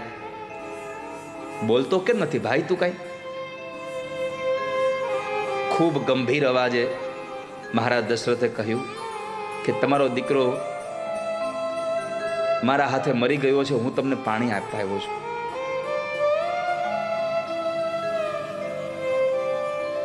અને એ સમયે અંધ મા બાપનો શ્રાપ હતો, તમારે ત્યાં 4 દીકરા હશે પણ એકે પાસે નહીં હોય. કેમ? કર્મ પ્રધાન વિશ્વ કરી રાખા. અમારા દીકરાને તમે અમારાથી જુદો પાડ્યો છે. અમારી મળતી વેળાએ દીકરો નહીં હોય, એમ તમે મરશો ત્યારે તમારે પણ દીકરો નહીં હોય પાસે કોઈ. મારે એ કહેવું છે કે જગતના બાપ, આ દુનિયાના બ્રહ્મનો બાપ હતો.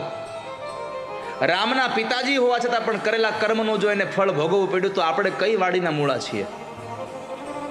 ભોગવવું જ પડશે. માટે કર્મ કરો ત્યારે સાવધાન રહેજો વાલા ભક્તજનો, કર્મ નહીં છોડે.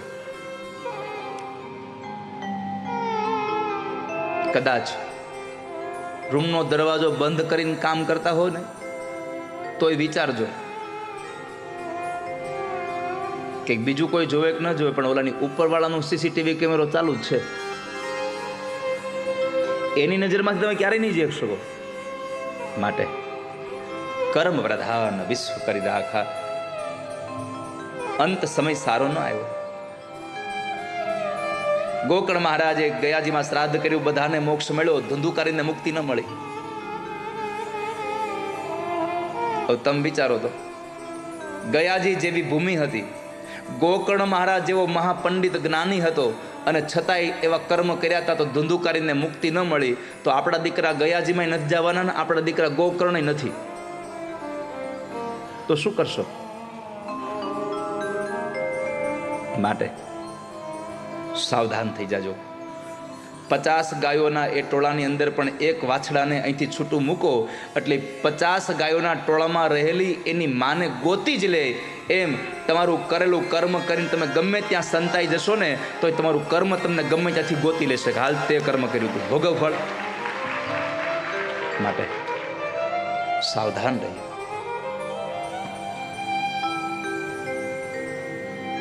આજે ગોકર્ણ મહારાજે એને ક્રિયાકર્મ કરાવ્યું, ધુંધુકારીને મુક્તિ ન મળી. ધુંધુકારી પ્રેત અવસ્થામાં હતો, રડતો રડતો ગોકર્ણ મહારાજ પાસે આવ્યો, મને મુક્તિ અપાવો, હું તમારો ભાઈ મૃત્યુ પામ્યો.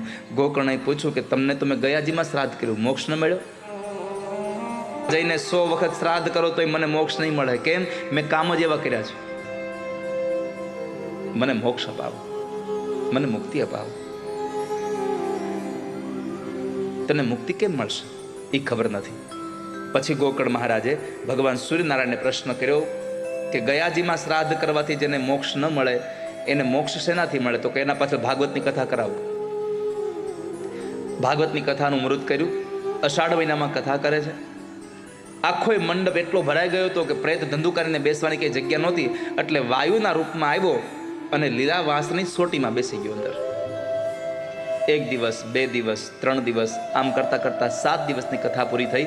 7મા દિવસે કથાના અંતની અંદર જ્યારે ભગવાન ભાગવતજીને બધું પુણ્ય અર્પણ થયું ત્યારે વાંસ ફાટ્યો અને એમાંથી દિવ્ય રૂપને લઈ અને ધુંધુકારી ભગવાનના પાર્ષદો જે વિમાન લઈને આવ્યા હતા એ વિમાનમાં બેસી અને ભગવાનના ધામમાં ગયો.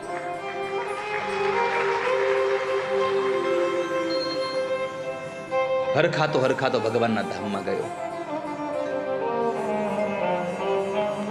કેમ? ભગવાનની કથા સાંભળીને. આજે કહેતા મને આનંદ થાય છે. અહીંથી જવાનું તો બધાને છે. કોરોનામાં કેટલા લોકો ગુજરી ગયા. કેટલાય લોકો તો એવા છે કે જેને પરિવારના કોઈ લોકોનો પોતાના હાથનો અગ્નિ સંસ્કાર નથી મળ્યો. કેટલાય લોકો એવા છે કે જેની પાછળ કોઈ વિધિ વિધાન નથી થયું.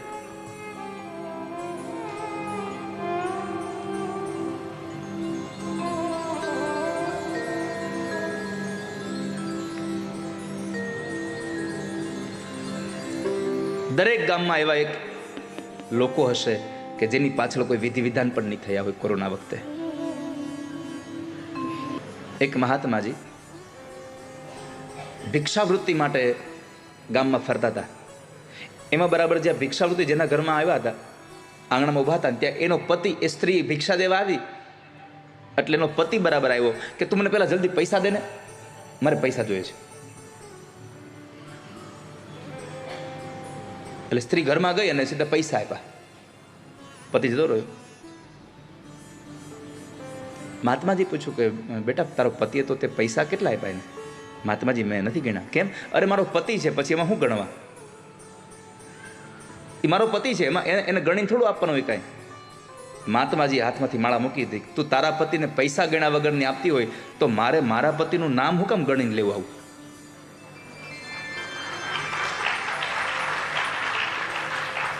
મારે મારા પતિનું નામ ગણી નથી લેવું. એટલે જ્યારે એક આંકડો એવો આવશે ત્યારે અહંકાર આવી જશે કે ઓ આટલી કથા થઈ ગઈ મારી. કોઈ આંકડો જોતો નથી આપણને. વાલાની મરજીમાં રહેશું, ઈ જેમ કે એમ કરીશું. જગતમાં ઝેર પીનારા બધા શંકર નથી હોતા. જગતમાં ઝેર પીનારા બધા શંકર નથી હોતા અને ઉપરથી દેખાય છે એવા અંદરથી સારાય નથી હોતા.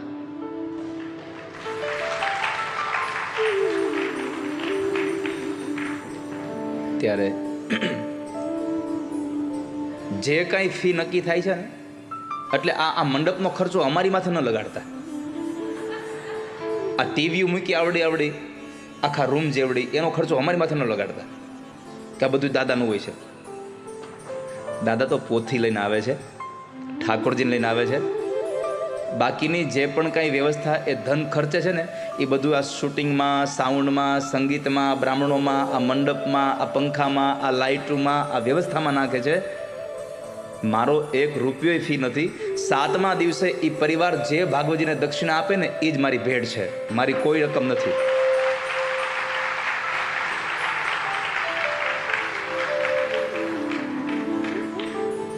માટે વક્તા એવો લઈ આવો કે જે તમને ભાવથી કથા કરતો હોય. ખાલી બધાનો અલગ અલગ ભાવ હોય. મારો ઠાકોરજીની કથાનો ભાવ છે. શાક માર્કેટમાં એ બકાલાનો ભાવ હોય, હોનાની દુકાનમાં એનો ભાવ હોય. પછી તમે જે લેવા જાઓ ને એ પ્રમાણે પૈસા ખર્ચવા પડે. એ તો નક્કી હોય ને ભાઈ. તમે 1 ગ્રામ વાળું હોનું લેવા જાઓ તો ઓછા પૈસામાં આવી જાય, અને 24 કેરેટ લેવા જાઓ તો એના વધારે પૈસા આપવા પડે. તો દુનિયાનું નક્કી છે. પછી તમારે 1 ગ્રામના પૈસામાં તમારે 24 જોતો હોય તો એ આવે નહીં. એટલે એમ ન કહેવાય અમને એટલામાં ન આવ્યું એમ. સીધી વાત. લાલા આ તું સાંભળજે.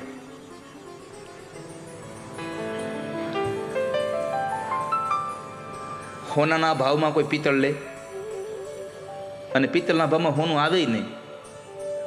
પણ એ પિત્તળ જો હોનામાં ભળી જાય તો પાછું હોનાના ભાવે વેચાઈ જાય. એને ભળતા આવડવું જોઈએ તો વેચાઈ જાય.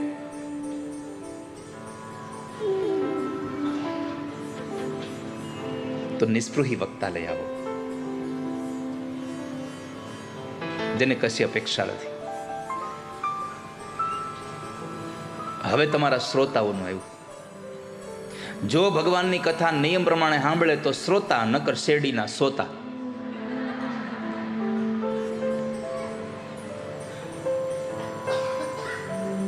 ભગવાન ભાગવતની કથાના શ્રોતાનો પહેલો નિયમ છે કે ભગવાન ભાગવતજીના કથાના વક્તા આવે એની પહેલા આવીને બેસી જવું, અને ભગવાનની કથા સંભળાવનારો વક્તા વ્યાસપીઠથી ઉતરે પછી તમારે તમારી જગ્યા છોડવી, એ સૌથી પહેલો નિયમ છે. બીજું, એક આસને બેસીને કથા સાંભળવી, ઉપવાસ રહીને કથા સાંભળવી, ભૂખ્યું રહેવાતું હોય તો. ત્યાર પછી બ્રહ્મચર્ય આશ્રમનું પાલન કરીને ભગવાનની કથા સાંભળવી. એક ચિત્તે ભગવાનની કથા સાંભળવી. મોબાઈલને તો હાવ સાયલન્ટ કરીને ઊંધો જ મૂકી દેવો.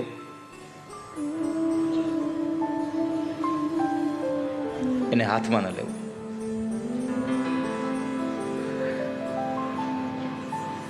અને જ્યારથી વોટ્સએપ ને ઇન્સ્ટાગ્રામ ને આ બધું આવ્યું છે ને, ત્યારથી માણસને તમે જુઓ કાંઈ ન હોય ને તો મોબાઈલ જો, કાંઈ એવું નથી.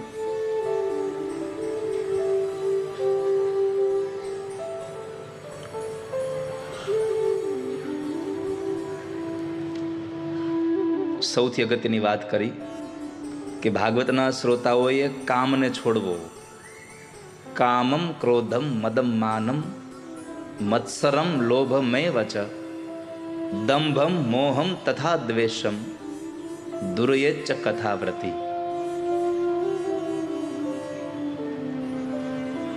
કામને છોડવું, ક્રોધને છોડવું, અભિમાન છોડવું, લોભ છોડવો, અને સૌથી વાત અગત્યની કરી કે ભગવાનના કામમાં લોભ ન કરવો કોઈ દિવસ.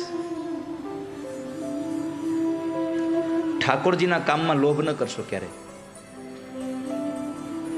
દીકરા કે દીકરીના લગ્ન હોય ત્યારે જેટલો તમે મંડપ ડેકોરેશન ફૂલથી કરો છો ને, એના કરતાં સવાયો જ્યારે ઠાકોરજીની કથા હોય ને ત્યારે ફૂલથી શણગારવાનો આગ્રહ રાખવો.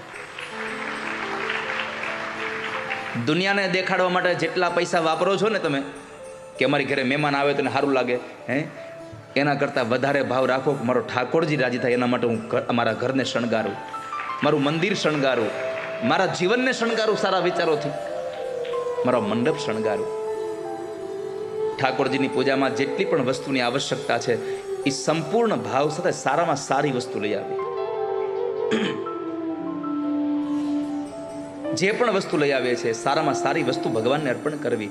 અને હું તમને એટલું ચોક્કસ કહું છું કે તમે જે ભગવાનને અર્પણ કરો છો ને એનું હવાયું કરીને તમને પાછું આપશે. કોઈનો ભાર ન રાખે મુરારી, વ્યાજ સહિત પાછું આપે વનમાળી.